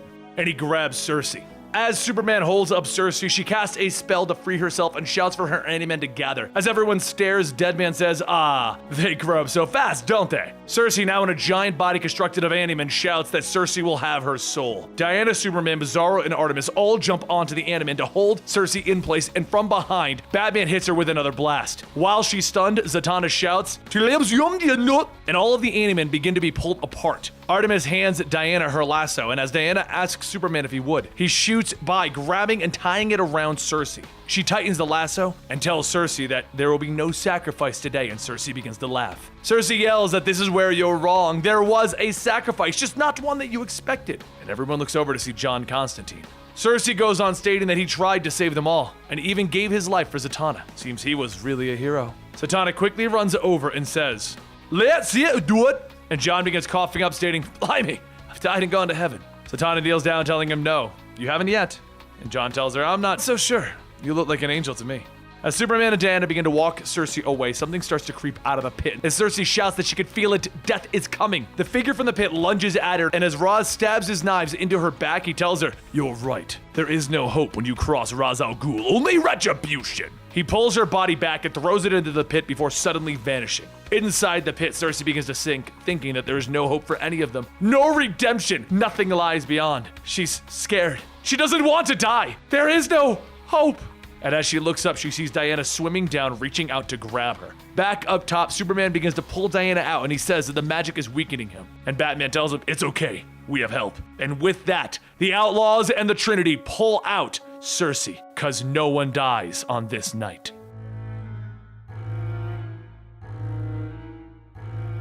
As Jason Todd sits chained to a chair, a voice tells him, "I have it on word that you become the scourge of Gotham. Came out of nowhere one night and started lobbing heads into duffel bags. Suppose I should be shaking in my boots. But when I look at you, I don't see an outlaw. All I see is a punk." The interrogator begins to write and says, "Please, Mr. Boomerang." Boomerang stops him and tells him, "It's Captain." And the interrogator says, "Okay, please, Captain Mr. Boomerang, you are here to just observe." Boomerang doesn't listen to the man and picks up Jason's costume, asking, "Are you a crime boss? Why in hell keep the bat symbol on your chest?" Jason smiles and says, "Cuz." And Boomerang shouts, "Cuz why?" Just then, the costume releases an electrical charge, shocking Boomerang and the two guards that are with him, and Jason tells him, "Just cuz." The other guards ask him, "What do we do now?" And the interrogator shouts, Kill him now!" Two shots go off, and a second later, the interrogator struggles not to swallow. Jason, still wrapped in his chains, holds the interrogator's pen to his throat, telling him, "Be a bud and get the keys to get these things off." The interrogator tells him, "Of course, right away, but I should point out that this place is the most secure facility in the world." Jason pushes the pen against his throat even harder, asking, "Do I look very secure to you?" Over in another cell, the sirens begin to go off, and Harley Quinn says, "Whoop whoop! I hate the whoop whoop! Whoop whoop roughly translates into someone is trying to escape. Where were we?" Oh. Harley goes back to her clipboard, stating that they should really just concentrate on the task at hand. They were really close to a breakthrough. Now, where were we? We were just starting to talk about your mother and how she was never there for you while you were growing up. Artemis sighs, telling her, "By the seven beards, I said no such thing." Harley then yawns, telling her, "This is boring. You don't cry, you don't beg. All Amanda wants to know is what Jason is up to. But if you're not going to respond to my Jungarian psychoanalytic exploration, then I'm just going to have to find out in a less subtle way to examine what's inside of your head." Harley reaches under her pillow and slams the giant mallet onto the ground. And that's when she hears Artemis tell her, "To me, mistress." The ropes holding Artemis rip off, and as Artemis stands there, her axe is suddenly with her. And she says, "I need to find my teammates, so are we gonna do this?" Harley shouts, "That's fine with me! I don't get paid either way!" Back down the hallway, Jason makes his way through the facility when he's suddenly stopped by 4 armed guards. The guards begin to yell to throw down his weapons, or they're going to be forced to terminate him with extreme prejudice. And Jason tells them, "Jinkies! I was just gonna say the same thing, but fine, I guess I'll throw my guns down." As he holds his arms up, there are several smacks, and when Jason looks back, he sees Artemis standing there over the guards. He asks, "How did you escape?" And Artemis tells him, "How did you escape?" Jason tells her, "That's a fair question, but seriously, how did you escape?" She asks him, You're kidding, right? If you could escape, why do you believe that I wouldn't be able to escape from Harley Quinn?" The two begin running, and Jason says, "Wait, you just took on Harley? By yourself? And she's fine?" Artemis says that she's just a lunatic with a hammer. Why on Mother Earth would she not be fine? Once the two reach the sickbay, Jason kicks in the door and both him and Artemis ask, "BIZARRO?" And he looks back up from his chair, telling them, "Well met, my compatriots. Director Waller and I were just discussing our relationship over tea and this delicious mayo and cucumber sandwich. Amanda, you know Red Hood and Artemis." And Amanda sips her tea, telling BIZARRO that she knows of them. Jason pulls out his gun, asking to give him one good reason he shouldn't put a bullet through Waller's head. BIZARRO puts the gun down, telling him, "That Red Hood, always joking." BIZARRO goes on stating that as an act of good faith, he shared with Amanda an interesting observation while he scanned the facility with his microvision. He couldn't help but notice the subatomic tremors, most often associated with long theorized precursors to the apocalyptic shifting of the Earth's tectonic plates. An image projects from BIZARRO's suit, and he says that after running a planet-wide diagnostic through the onboard computer that he built into his suit this morning, he has found 4 underground installations built into the Earth's crust with futuristic technology that is currently not existing in this time period. That alone would be alarming, but one of these, which contains the power source of all 3, has fallen into a state of neglect. Miss Waller was kind enough to confirm that these bases are called colonies, and they were a communion of a hateful creature known as Harvest. Harvest has dedicated his time-traveling resources to establish an organization called Nowhere, which was designed to capture the next generation of metahumans and force them into servitude. Jason says, so he's turning kids into soldiers. Waller knew that, so what? She's planning on letting Harvest do the recruiting and training first before she comes to shut them down? BIZARRO tells Jason, you need to focus. If we don't shut down the unstable core, and soon, the Earth will be no more. Amanda then says that she'll be sending them along with the members of her team to this colony to shut it down. They need to come back dead or alive. Either way, she's fine. As the Outlaws begin to suit up, Jason then asks, how does this help us with our undercover war on crime in Gotham City? BIZARRO finishes fitting Artemis's harness and says, on the contrary, we can't very well accomplish our worthwhile goal if the Outlaws are incarcerated and forced to work for the authorities. Why? You do trust me, right? Jason tells him, of course, and Artemis says that she does, for the moment. As BIZARRO sets up his quantum doorway, everyone begins to walk through it, and BIZARRO tells Amanda that he must thank her for this opportunity. They will prove that they are more valuable as free agents than members of Task Force X. Amanda then asks, is that what you think this is? We'll talk about it if you come back. As she goes to slam the door shut, everyone walks out into the Arctic snow. Harley shivers, stating that if she knew where they were going, she would have worn her insulated bloomers. Not even 5 steps in, Boomerang shouts that the doorway could have taken them anywhere, and it decided that freezing them to death was a good way to go. BIZARRO tells him, please relax, we are exactly where we need to be. His eyes begin to glow and he releases a blast of heat, melting parts of the ice away to reveal the entrance to the colony that he was talking about before. Boomerang then says, look, the Suicide Squad is mostly about overthrowing governments and assassinating peeps, but this... Artemis tells him that if he'd like, he can wait outside. And Harley grabs Jason from behind, shouting, dibs on body heat! To which Jason dreadfully yells, don't even. Croc begins to open up the hatch, telling everyone, Crocs aren't known for their warm blood, so if nobody minds, we're taking this inside. As everyone gets in, BIZARRO begins to display a hologram of the facility's map, breaking the group into 3 teams. Red Hood and Croc will search for the resources left behind by the previous owner, Harvest. Artemis and Harley will perform a cursory search for any of the teenage survivors, and the remaining Suicide Squad members and himself will deal with shutting down the facility. Before everyone breaks off, Deadshot points his gun at BIZARRO, telling him, there's only one problem with that plan. We don't work for you, and we sure as hell ain't gonna take orders from you. BIZARRO tells him, fine. Who is your field commander then? Harley says that'd be her, but what does she know about all this brain talk? Sounds good to her! A short while later, as Jason and Croc search the facility, they come across 2 steel doors, which Croc easily pries open. They both look up to a cross that someone is tied to, and Croc says, ain't that Harvest, the guy that runs the place? Jason tells him, past tense, apparently he pissed someone off, huh? Croc tells him that that ain't their rodeo to find out. They should just grab the booty and get out of here before something goes boom. Over with Artemis and Harley, they begin searching through the residential wards, but soon they touch down into the lower levels and Harley begins to run off on her own. Artemis quickly grabs her, telling her not to move. This place is sacrosanct. Death has happened here. As Artemis looks around the ruined housing area, Harley takes a deep breath, telling her, finally, just when I was starting to hate this place. Artemis silently tells herself that there is something very wrong with this girl. Over at the colony's core, which is covered in defense lasers, BIZARRO asks, so what do you think?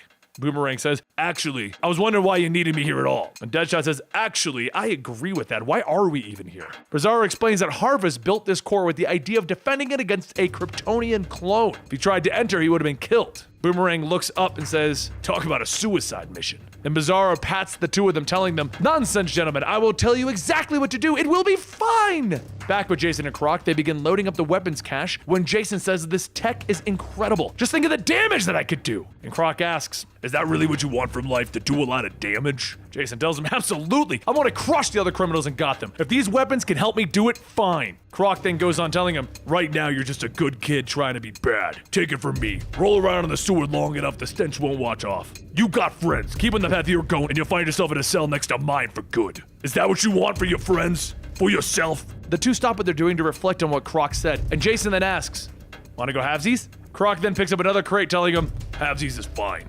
Back with Artemis and Harley, Artemis grabs Harley by the throat asking, "Is nothing sacred to you? Do you believe in anything?" And Harley says that she believes that right now her head is going to explode at a whim. Some people have their freedom, so don't judge those who don't. As she tightens her grip, she says, "I don't know you that well, but from what I do know, the entire world would be better off if I just snapped your neck."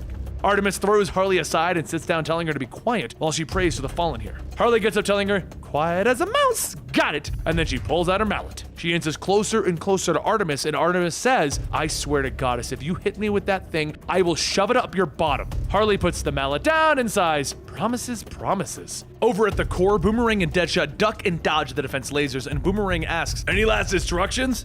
And Deadshot tells him, "You know that BIZARRO left like 5 minutes ago, right?" As the two get to the core, Deadshot says, "All right, we have to strike the core receptor at the same time." And they both attack, and as they hit their mark, the core explodes. Boomerang then shouts, asking, "Where is that freak? I'm gonna wring his blade neck!" BIZARRO then appears behind them, patting their shoulders, telling them, "Please forgive me. I forgot to mention that I had to leave so that I wouldn't be exposed to the kryptonite wavelengths." Boomerang says, not a problem, mate." BIZARRO walks the two of them out, stating that he's confident that they've accomplished everything that they need to do for the day. Shall we go back to the others? A short while later, as everyone is heading back through the quantum doorway, just before Jason and the others can get through, Amanda blocks their path.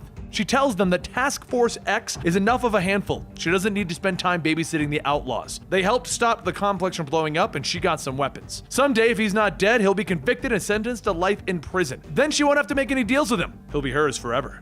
She can wait. Amanda slams the door shut, telling them to leave, and Jason shouts, "Forget to call!" Back in the floating hideout of the Outlaws, Jason begins checking off the weapons that he secured, and he says, "Neurosplatter? I almost don't want to know what that does." Artemis walks up asking if he's not concerned, and Jason asks her, "What, about BIZARRO? I'm beginning to think that you're having trouble getting over the fact that he doesn't need us anymore, not like he used to." And Artemis says, "No, that is the only part that makes her happy at all." Jason tells her, "You might say that, but I don't think you've accepted that our BIZARRO is all grown up now."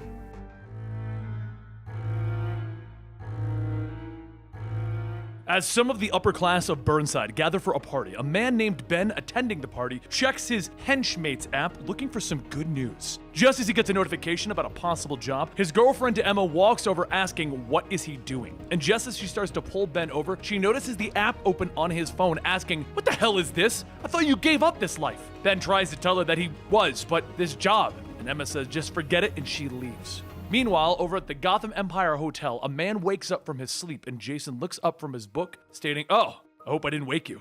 The man shouts that he doesn't know who the hell he thinks he is, and Jason tells him, "I'm wearing a red hood. I'm in Gotham City. Who do you think I am?" The man yells, "You have no idea who I am." And Jason says, "Actually, I do. Jacoby Frum, the so-called avocado king of Belgium. I also know that your produce empire is a cover for an international munitions dealing empire." Jacoby gets up and swings at Jason, and as Jason leans back to avoid the first hit, he says, "You know, that would have hurt if it had connected." Jason then lets Jacoby pass by and hits him in the back of the head with his gun, telling him, "Consider your visa revoked. You came to kiss Cobblepot's ring, but you're leaving tonight." Jacoby yells, "The Penguin will be very disappointed if I leave," and Jason points his gun, telling him, "If you don't, you're gonna be perforated." Later, over at the 50s diner, Artemis and BIZARRO sit down for a cup of coffee, when Artemis says that things have gotten rather boring ever since they started the predictive analysis. As she goes on, Artemis says that there's something that's been bothering her. She can tell that he's been manipulating them. She would like to know why their friend BIZARRO is messing with them. BIZARRO looks her dead in the eye and he tells her, "If I told you, I'd have to kill you." After a few moments of silence, he bursts out laughing. "You should have seen the look on your face. Too funny." Artemis sarcastically tells him, "Oh yes, a riot." As BIZARRO's laughter dies down, Jason walks in stating that he likes what he sees. His two favorite people getting along again. A short while later, as the sun begins to rise, the three step out and Jason asks, "Is it me, or is this the first time in a long time that we've all felt normal?" BIZARRO tells him, "Yes, it was fun. But now we must go get supplies for a new static cling force that I am creating." Jason tells him that's cool. He needs to get some ammo anyway. And Artemis tells the two of them that she'll see them later.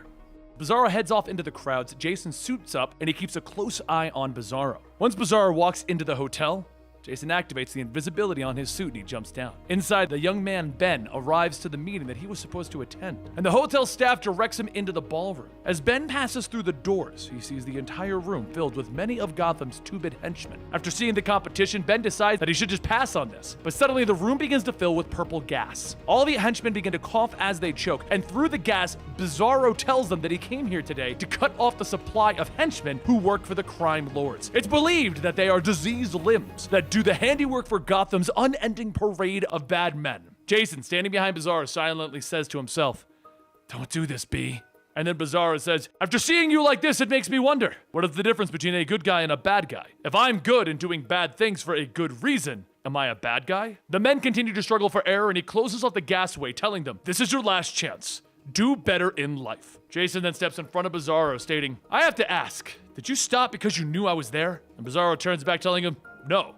The truth is, I shouldn't have done this in the first place. I am ashamed of what I've almost done, Jason." Jason turns to him, telling him, "I would be the last person to judge you, but we should be thankful that you didn't do anything that you're going to regret later." As Jason and BIZARRO head back, ARTEMIS begins to go through BIZARRO's room, still feeling that something is off, that he is lying to them. She looks at Pup, the little doll that BIZARRO has had since he was born, and then she sets him down, noticing a green light coming from the cracks in the floor. She calls her axe to herself and pries open the hidden door, and then walks down into the glowing green light. What she finds are tanks of synthetic kryptonite, the same stuff that Lex gave BIZARRO to make him a genius. She says to herself, asking, "What has he done?" And then she hears footsteps. She looks back to see BIZARRO holding her axe, telling her, "I really wish you hadn't done that, Lady ARTEMIS." ARTEMIS turns away, telling him that he has 10 seconds to put her axe down and explain himself. BIZARRO tells her, "Please, I know the sight in here is bad, but you've known me my entire life, which admittedly is not a very long time, but I'm asking you to trust me." She asks him, "Trust? There's a secret chamber underneath your bedroom filled to the brim with liquid kryptonite. Something that increases your mental capacity each time you use it or abuse it, apparently." BIZARRO sighs and tells her that he understands why she would be mad, but he just doesn't know anymore. He falls to his knees, yelling that he doesn't know what he's supposed to do anymore. What is he supposed to feel? By Rao, he could barely remember how to think. He can't go back to the dark and lonely place. Please, help me. He reaches for her hand, and ARTEMIS tells him, "Of course, friend. She'll help him with anything." Meanwhile, a mile away at Penguin's Iceberg Lounge, a disguised Jason Todd with a fake mustache is sitting at a poker table yelling, "Yee-haw! That's another one! I love this place!" The dealer pushes a pile of chips over, stating that these are his winnings, and Jason shouts, "Your losings! Hey-haw!" Just as Jason gets up, a beautiful woman taps him on the shoulder, telling him that she could think of another way to have an amazing night. Jason gets up and follows her, stating that he likes the way she thinks, but just as they step into the woman's room, there's a "What?" And Jason asks, "What in the name of all Petunia?" On the bed, Penguin claps, telling the woman that she did a good job. "Remind me not to kill your father for this." Jason then asks, "Ain't you the Penguin?"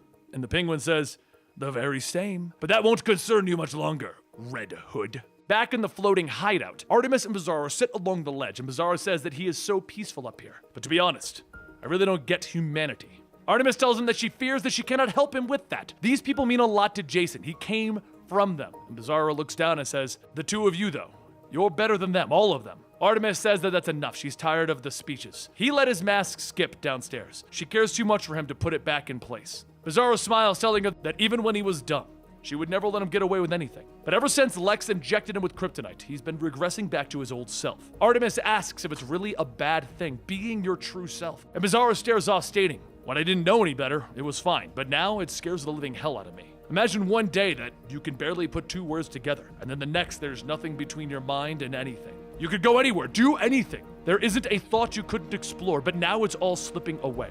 Did I steal the kryptonite from the colony? Absolutely. Anyone would have, right?" ARTEMIS places her hand on BIZARRO, telling him that this isn't about her. She can't imagine what he's going through. She can't believe being an addict is better. BIZARRO turns and leans in to kiss her, and she stops him, stating that it would be a mistake that they can never unmake. But come, walk with her. Back over at the Iceberg Lounge, the Penguin laughs as he pours a cup of wine, asking, "Did you really think that you could launder money that you stole from my casino?" Jason laughs, asking, "Haha, too much, right? I thought the same thing 10 minutes ago." Penguin hands Jason a glass, telling him that there is no scenario in which he gets out of this alive. And Jason says, "Actually, I can think of like a dozen." Just then the lights go out and Jason says, "That was number 7. As the security guards run in to report everyone is getting out of control, Jason runs, jumps out of the window, stating, "Looks like you got your hands full. Perhaps another time, Penguin." Over at the hideout in BIZARRO's secret room, ARTEMIS tells him that he can do this. BIZARRO turns and begins smashing the kryptonite tanks. And as BIZARRO does that, Jason goes back to the diner to enjoy a burger when a young woman walks up. She says that she's sorry for being so mysterious, but she asked her to make sure that he was alone before she came to say hello. Jason looks at the woman, asking, "Who is she?" And she extends her arm, stating, her grandmother, the one that she is named after, Faye Gunn. Jason tells her that he mercifully doesn't see a resemblance, and he's glad to hear that she's resurfaced again. Faye says that she hasn't. Last week, she told her that if she ever went missing, she was supposed to deliver this package to Jason. Back in the hideout, BIZARRO stares at himself in the mirror as he brushes his teeth, and a voice asks, "Doesn't that feel better?" The hallucination of Pup says that all you had to do was reach out to her, or me. You gotta get over yourself, and now here we are. I'm so proud of you. BIZARRO opens the cabinet, pulling out a small green inhaler of kryptonite, and Pup smacks his head, yelling, "For the love of Rao! Are you kidding me?" But the next day at the LexCorp Tower, the secretary at the desk welcomes the person who walked in asking if she can help him. ARTEMIS tells him to inform Lex that he has a guest. Out on the streets, the man at the hot dog stand asks if there'll be anything else, and BIZARRO takes the hot dog, telling him, "No thank you." As he walks and begins to eat, he thinks that it's not all about the quantum mechanics or finding the square root of pi. It's about the little things. The taste of a hot dog, the heat of the sun on his face, the small things that he will miss. As BIZARRO looks up at the floating hideout, an older man taps, asking, "Would you mind helping me across the street?" BIZARRO tells him of course, and the man tells him thank you. Thank you for saying sir and not old-timer. BIZARRO helps the man across, stating that he likes to try and be helpful. He's not sure how much time he has left. And the old man tells him, "None of us do." As the two reach the other side, the older man says that he is a fine man, and BIZARRO responds, "Me am?" And the man laughs, asking, "Am." BIZARRO watches the man leave, and he says that he's going to miss it all, but he made a promise to ARTEMIS. Whatever his fate is, he'll face it, surrounded by... what? BIZARRO begins to get frustrated at losing his train of thought, and he says that he just needs to go to... Back over at LexCorp, Lex says that synthetic kryptonite pilfered from the future. It certainly sounds like a recipe for disaster. The boy isn't giving this up without a fight. ARTEMIS tells him that he will give him more credit than that. He created him and then pretended to fix him, and now he'll help him. Lex snaps back, "I will do no such thing. I gave him life twice. My obligation to that creature is complete." ARTEMIS tries to ask nicely, "Please, I know you care about him or you wouldn't have given him back to us." Lex bursts out laughing. "That is rich. I didn't return him to you out of a ridiculous sense of altruism. I did it because I simply wanted to observe him at an uncontrolled habitat." Screens of the Outlaws begin to appear, and Lex goes on stating that the three of them are nothing more than a lab experiment. "You are a control group. The three of you playing house, it has shown me more potential in my creation than I ever imagined. At the end of the day, though, you are nothing more than rats in a cage." As the images begin to fade, ARTEMIS tells him that that's the thing about lies. After a while, you start to believe them. As she leaves, Lex stares at one image of BIZARRO, and he says, "Like father, like son." As the moon comes out, BIZARRO sits out in a field, and Jason calls out to him. BIZARRO says that he came, and Jason says he always will. "What's up?" BIZARRO says, "The sky, orbit, the sun, the moon, all up." And just then he hangs his head and says, "Not what I meant.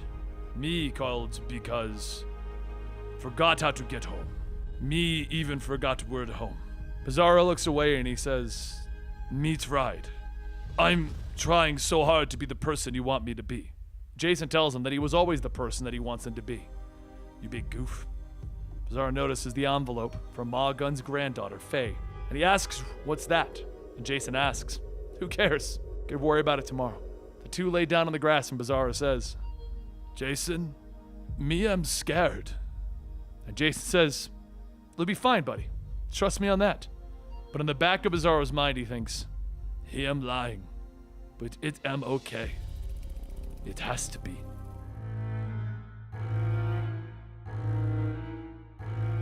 As the rain comes down on Potter's Field Cemetery, Jason looks back holding his shovel, telling a group of armed men that tonight is not the night. One of the men calls out that they aren't sure who he's looking for, but Penguin said that he may as well be digging his own grave. Without saying a word, Jason spins around, hitting the man's knee, and he proceeds to beat the men with a shovel, thinking to himself, "Yeah, not a good night." However, this all started 1 hour earlier at Ma Gunn's school for wayward boys. Jason sits by a fire reading through several letters left for him by his own father. The first was left by Ma Gunn herself, though, and she explained how much regret she was filled with by holding back these letters that his father had sent to him while he was growing up. She did this so that she would have more control over the boys, but for Jason, these letters could have changed his entire life.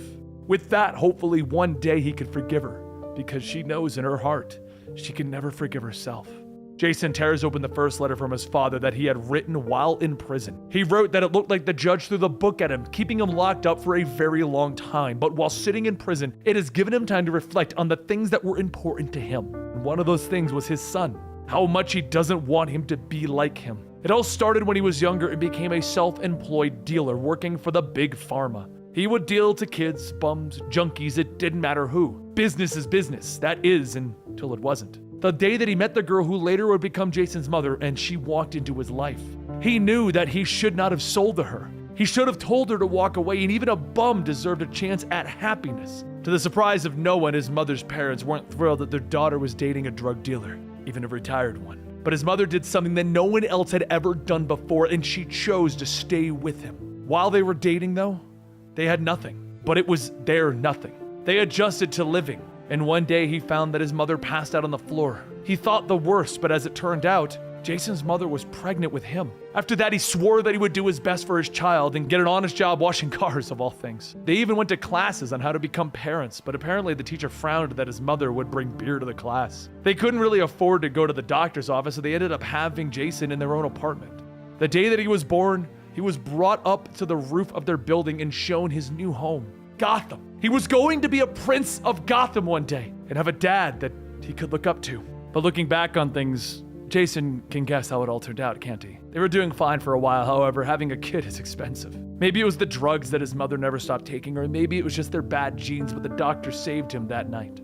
But even after being stabilized, he was going to need medicine therapy, things that a job at a car wash wasn't enough to pay for. He was thinking about dealing again, but being a dad, dealing was just too dangerous, so he manned up and nailed the first interview with one of Gotham's villains. After that, he bounced around henching for whoever needed it. But the problem with that is you needed to learn how to take a punch from a guy who likes to punch. It wasn't a glamorous lifestyle, but it put food on the table. He even gave a little bit extra to sometimes go out to the fair. They used to have lots of fun there. But the next job that he would take would turn out to be his last job. It was a job for Cobblepot. And Cobblepot didn't need a hench, he needed a fall guy. So while Penguin was out there living the high life, he was serving 20 to life. He also learned what happened to his mother while he was locked up, and he's so sorry for that, Jason. You won't get it now, but one day you'll see that love alone doesn't fix everything. This letter may be my last for a while, maybe even ever. I've made a deal today. I agreed to be a scientific pincushion. They agreed to let me out early if I lived through it. Crazy, absolutely. But I'm what your mom used to call wily. Trust me on that. I'll see you soon. Love, Dad. Jason folds the letter back up and he begins to cry, and then he notices something else inside of the envelope. He picks it up and sees a photo strip from his father and him from one of the times they went to the fair. Now, back in the current times in Pottersfield Cemetery, Jason goes back to digging the grave, and off in the distance, Penguin tells his gunman to keep a close eye on that boy. The gunman says that it's kind of creepy killing somebody already in a cemetery, you know? Jason tosses the shovel and he lifts the coffin out of the ground, the coffin that holds his father's body, and he tells himself that he never once visited his father in prison or even at this grave. He knew where it was, he just never had anything to tell him. The gunman looks over asking Penguin, "Should I shoot?" Penguin looks through his binoculars telling him, "No, not yet." Jason flips open the cover of the coffin to find nothing. No body. Not anything. He was thrilled when he heard that his father had died. He wasn't around to stop his mother from doing so, but the problem is he didn't die. Quietly, he said. Penguin gets up tapping the rifle, telling the gunman to go wait in the car. "I've seen a lot of pain in my life and caused a lot too. I don't know who or what Red Hood was expecting to find, but it looks like it ripped his heart out." The Penguin laughs and Jason tells himself, "You can't make me care about what happened to you back then. Not after everything you did to my mom and me." Jason screams out, "I don't care!" The next night, Jason sets out with a new group of outlaws, adding to his ranks not only Artemis and BIZARRO, but Arsenal, Starfire, Pop-Pop, and Creeper. They would fight against Gotham's greatest villains, even ones not originating in the city. And after taking down every single one of those enemies, Jason held the gun to Joker's head, getting ready to pull the trigger. But before he could, BIZARRO grabs the gun, telling Jason, "No, we have won the day. As of today, we are moving forward. So as you would so crazily put it, outlaws, onward!" However, as BIZARRO is watching the What Could Be video, he smiles, stating, "Me love you guys." Meanwhile, at the Ice Patch Fair opening, Penguin steps out onto the stage telling everyone that looking at all of these people gathered here today, it reminds me of my late father. He would always say never underestimate the power of a free meal. A long time ago, this place used to be a sanctuary for the small, socially awkward boy. But look at what it's become, a majestic playground. As an adult, I have entrusted the people of this city with the hopes and dreams of the child that I once was, because we can all agree, it's more than they deserve. While the crowd collapses, a button is pressed and an explosion goes off, destroying one of the ice sculptures right behind the Penguin. Through the smoke grenades, Jason walks through, thinking to himself that he did promise Batman that he would never kill anyone in Gotham again. But promise is a strong word. Penguin's guards jump in front of him, but Jason shocks them and Penguin begins to laugh, telling Jason, "You are so dead." Just as Penguin finishes speaking, Jason jumps towards him, kicking him to the ground. Penguin grabs his face and Jason tells him, "You better stand up before I kill you where you kneel." Penguin asks, "What the hell is this on about?" And Jason tells him, "I'm here about Willis Todd." But several blocks away, high above Gotham, Artemis finds herself in a fight against their base's own defense systems. She thinks to herself that like the rest of the technology that BIZARRO has created, this has gone askew. As Artemis gets closer to the base, the BIZARRO projection calls out, "Please be aware, any attempt of entry to the facility will be met with immediate death. This base will self-destruct in 8 minutes and counting." Artemis asks, "It's going to self-destruct over the city? Thousands of people will be killed." And the BIZARRO projection says, "Tens of thousands to be exact." She shouts to shut down the self-destruct, but the BIZARRO projection tells her that is impossible. The facility and everything else came from the mind of BIZARRO and can no longer exist now that his intellectual capacity has regressed. Have a nice day. As the projection fades, Artemis yells for BIZARRO to wait, and once it leaves, she throws her axe into the base of it, telling it, "Bring it back!" Back on the fairground, Penguin says, "Okay, fine, I'll bite. Who in God's name is Willis Todd? Was it the chump that you were looking for in the empty grave last night?" Jason pulls off his mask, stating, "Willis Todd was my father. You hired him to work the game. Yeah, he sucked as a dad, but he didn't have to go away to prison taking the fall for something that you did. I've lost everything." Penguin laughs. "This is too rich. You threw your identity away and probably Batman's for a nobody? In fact, less than a nobody." Jason grits his teeth, grabbing Penguin, telling him, "I'm sick of this little merry-go-round that we have, the whole catch and release thing." Penguin asks, "So what? I should apologize?" Jason puts back on his mask, telling him, "I didn't come to hear you say you're sorry or beg for your life. I'm not going to arrest you just so you can find a corrupt judge to bail you out. I'm here to end this tonight." Jason pulls out his gun, pointing it at the Penguin, and the Penguin laughs. "Ha ha ha ha! Put it away! No one here believes you're gonna shoot me, kid. You can play it being one of the bad guys, but we all know deep down you're a kid playing dress-up." Seconds later, the police surround Jason, telling him to put the gun down, and Penguin says, "Don't worry, the kid is harmless. Just another bat brat." Jason takes it, pushing it into Penguin's monocle, telling him, "I'm gonna let you in on a little secret. I am my father's son." Penguin tells him, "Good for you, kid." And then, bang. Blood splatters across the Red Hood mask and Penguin's shattered monocle hits the ground. Jason thinks that when he was born, his father told him that he'd be a prince of Gotham. And now, he is. Back in the Outlaws base, BIZARRO sits in the theater room watching his movie, and suddenly the picture begins to melt away. BIZARRO begins to shout, "What damn happened to me movie? Want to know what happens? How does BIZARRO's story end?" And Pup Pup says, "The same as everyone else, big guy." BIZARRO then says, "BIZARRO am sad." And Pup Pup flies down, hugging him, telling him, "Try never be sad. We'll be friends forever and ever." Moments later, Artemis bursts through the door shouting for BIZARRO, and as she takes off her jetpack, BIZARRO walks out asking, "Red her?" Artemis pauses, asking, "Are you gone or back?" And he tells her, "Red her." Artemis reaches out, stating that she's going to need him to come with her, and BIZARRO takes her hand, stating, "Anywhere, always." But as Jason begins to lose the police, he heads back to Crime Alley so he can be brought up to the base. He radios up to Artemis and BIZARRO, telling him, "If you can hear me, I screwed up big time." However, as he looks around, he sees the base is on fire. It is coming down in flames. Also, at this time at the Batcave, the video of Penguin's execution is played and Bruce watches it on loop over and over again, with all of the local news outlets playing it. Alfred tells him, "Master Dix and Timothy are on the phone, sir. Others as well." Bruce pulls the cowl down, standing up, telling them, "Well, they need to stand down. I'm gonna bring them in." Alfred then says with all of his heart, "I'm sorry that it has come to this." Many years ago, there was a time when Jason, back as Robin, found himself at the bottom of the lake. Alfred was yelling in his earpiece to wake up, and when Jason came to, he realized what had happened. The Batmobile had flipped and it had fell into the water, and Bruce was trapped inside. Alfred told him repeatedly that he needs to go up to the surface for air, but Jason swam to that car. He risked his life and he pulled Batman out. As he finally managed to get him and Bruce out of the water, Alfred continued to tell him that he was going to need to, but Jason stops him, telling him, "With all due respect, shut the hell up." Jason lays Bruce on the ground and he starts to perform CPR, hitting Bruce in the chest, yelling for him to wake up. And after a few hits, Bruce begins to cough and Jason laughs. "Ha! You thought you could get rid of me that easily? Ha!" Bruce leans up, placing his hand on Jason's shoulder, telling him, "If you ever leave, it's gonna be by your own choice." back in our current time. Jason stands in the middle of a group of police who are looking for him after shooting Penguin. One of the officers yells to spread out and find him. He couldn't have gone far. Jason thinks to himself that he really hasn't gone anywhere. He's just invisible, just like his Outlaws' secret headquarters floating above the city.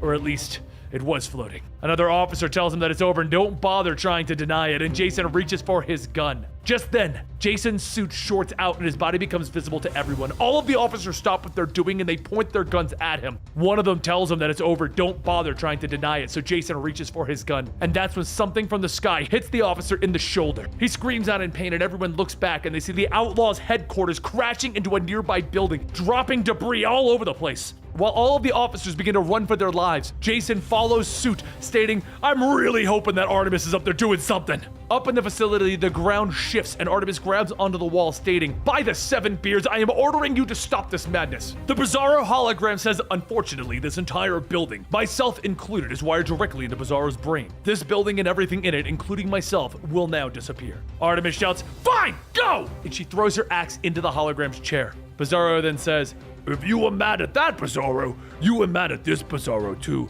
Me, I'm sorry for whatever me did." Artemis sighs, stating, "Oh, BIZARRO, no, you didn't do anything. You're just trying to help. If anything, it was my fault for not trusting my instincts." Suddenly, there's an explosion, and as the building shifts again, Artemis tells BIZARRO, "You need to think there must be some way to stabilize this." BIZARRO begins to concentrate and then says, "Me, I'm no idea what you am talking about, redhood. Me, I'm sorry." Back on the ground, Jason charges through a door onto a rooftop and he jumps off the edge, stating, "Please be there, please be there, please be there." But that's when he feels something tug at his leg. He quickly realizes that falling face first is the last thing that he should be worrying about.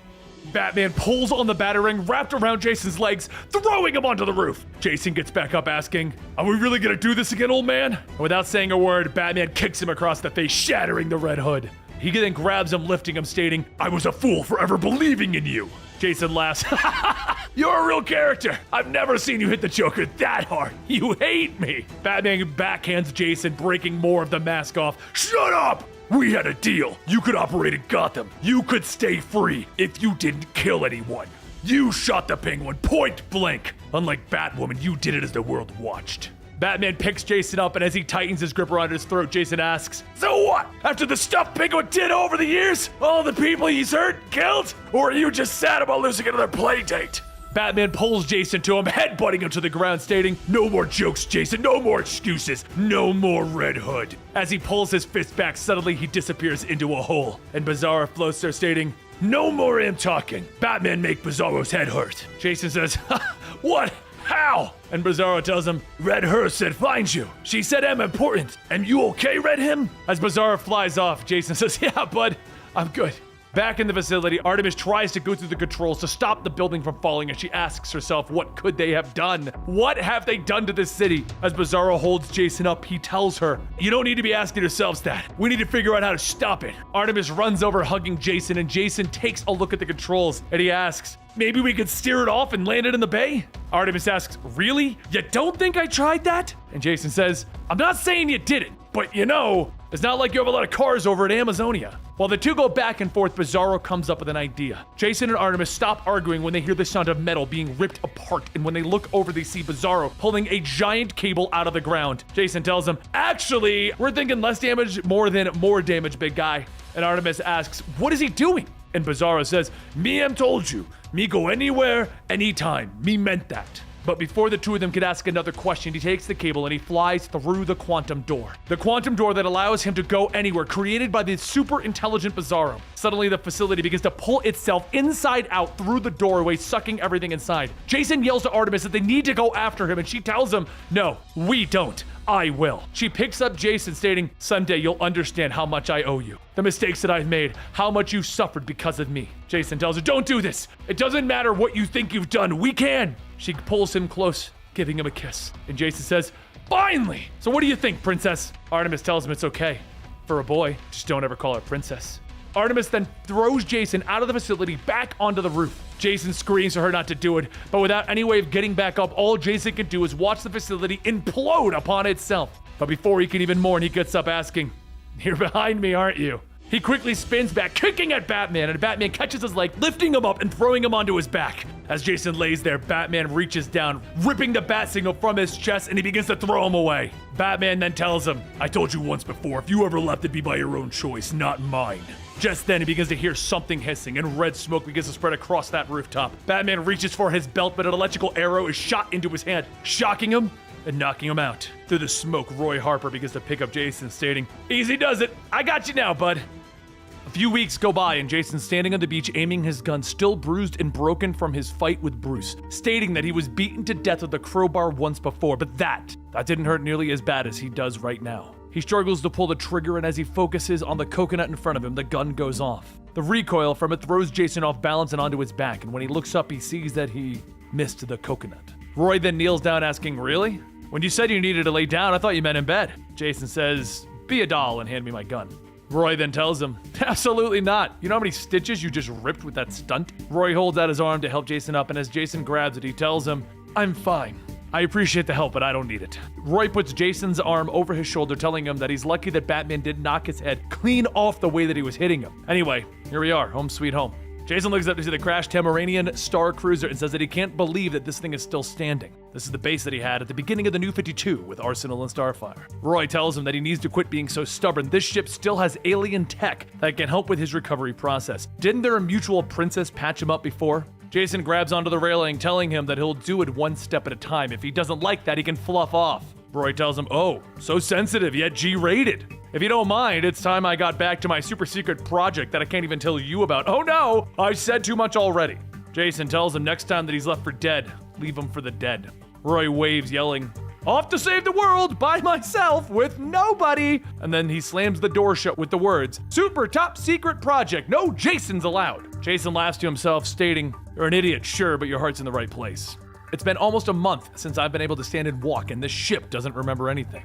As Jason stands by the door, it opens up and a voice says, "Jason Todd, enter." Jason looks up to see Princess Corey, Starfire, First Lady of the Outlaws. Corey says, "Zal be praised. It's been too long." Jason smiles and says that he didn't think that she'd be here. And Corey tells him that she's not. "This is a holographic interaction pre-recorded, triggered by your signature biorhythmics. I'm sorry that I'm not able to help you with whatever problems have brought you home, but you should always feel like you're among family here." Jason sighs, taking a seat, stating, "Yeah, right, because I'm so good at being a part of a family." Meanwhile, in Roy's super secret project room, he sits in front of a hologram of Croc, stating that he needs to shoot Amanda a thank you letter for allowing this. Croc tells him that she'll get her pound of flesh, it's what she does. Roy goes on telling him that he just wants to be able to help his friend. He just can't figure out the Outlaws. Croc tells him, "I hear you. I got a friend who can't pull his own head out of his butt either. But really, are you in any position to help when your own life is crap?" Roy looks down, telling him, "Truth bombs. Haha. Yeah, I don't have a good answer for that." Croc tells him, "Sure you do. Maybe it's time to go back to rehab." And Roy says, "I might know a place." Croc then tells him, "Great, give him a call." And Roy says, "Right now isn't good. I'm in the middle of something, but let me finish here and I'll go. I promise." Croc tells him, "The first lie of an addict kid. Life always starts tomorrow." Roy laughs, telling him, "You know, you're not such a bad guy. How did I get so lucky to have a sponsor like you?" Croc thinks back, telling him, "I don't really recall luck having much to do with it. It's whom made the change. But I need to go in the meantime work the program." Back over with Jason, the computer tells him analysis complete, no sign of, but Jason hits the table shouting, "Again!" The computer runs the scan again, repeating, analysis complete, no sign of Artemis or BIZARRO anywhere in the known multiverse. No known life forms exist. A few weeks go by again, and Roy wakes up knocking on Jason's door to wake him up, and when he opens the door, he finds Jason not there. Roy laughs, telling himself, "That can't be good." Over in the training room, Jason hangs upside down, telling himself that he doesn't care what the computer says. He knows that they're out there and they will be together again. A few moments go by and Roy walks in, telling Jason, "Welcome back to the land of the living." And Jason tells him, "You're a few years late to that particular salutation." Jason then swings around into a flip, landing on the ground, and Roy asks, "Does that mean you're ready to get back to work?" And Jason laughs, telling him, "I thought you'd never ask." Again.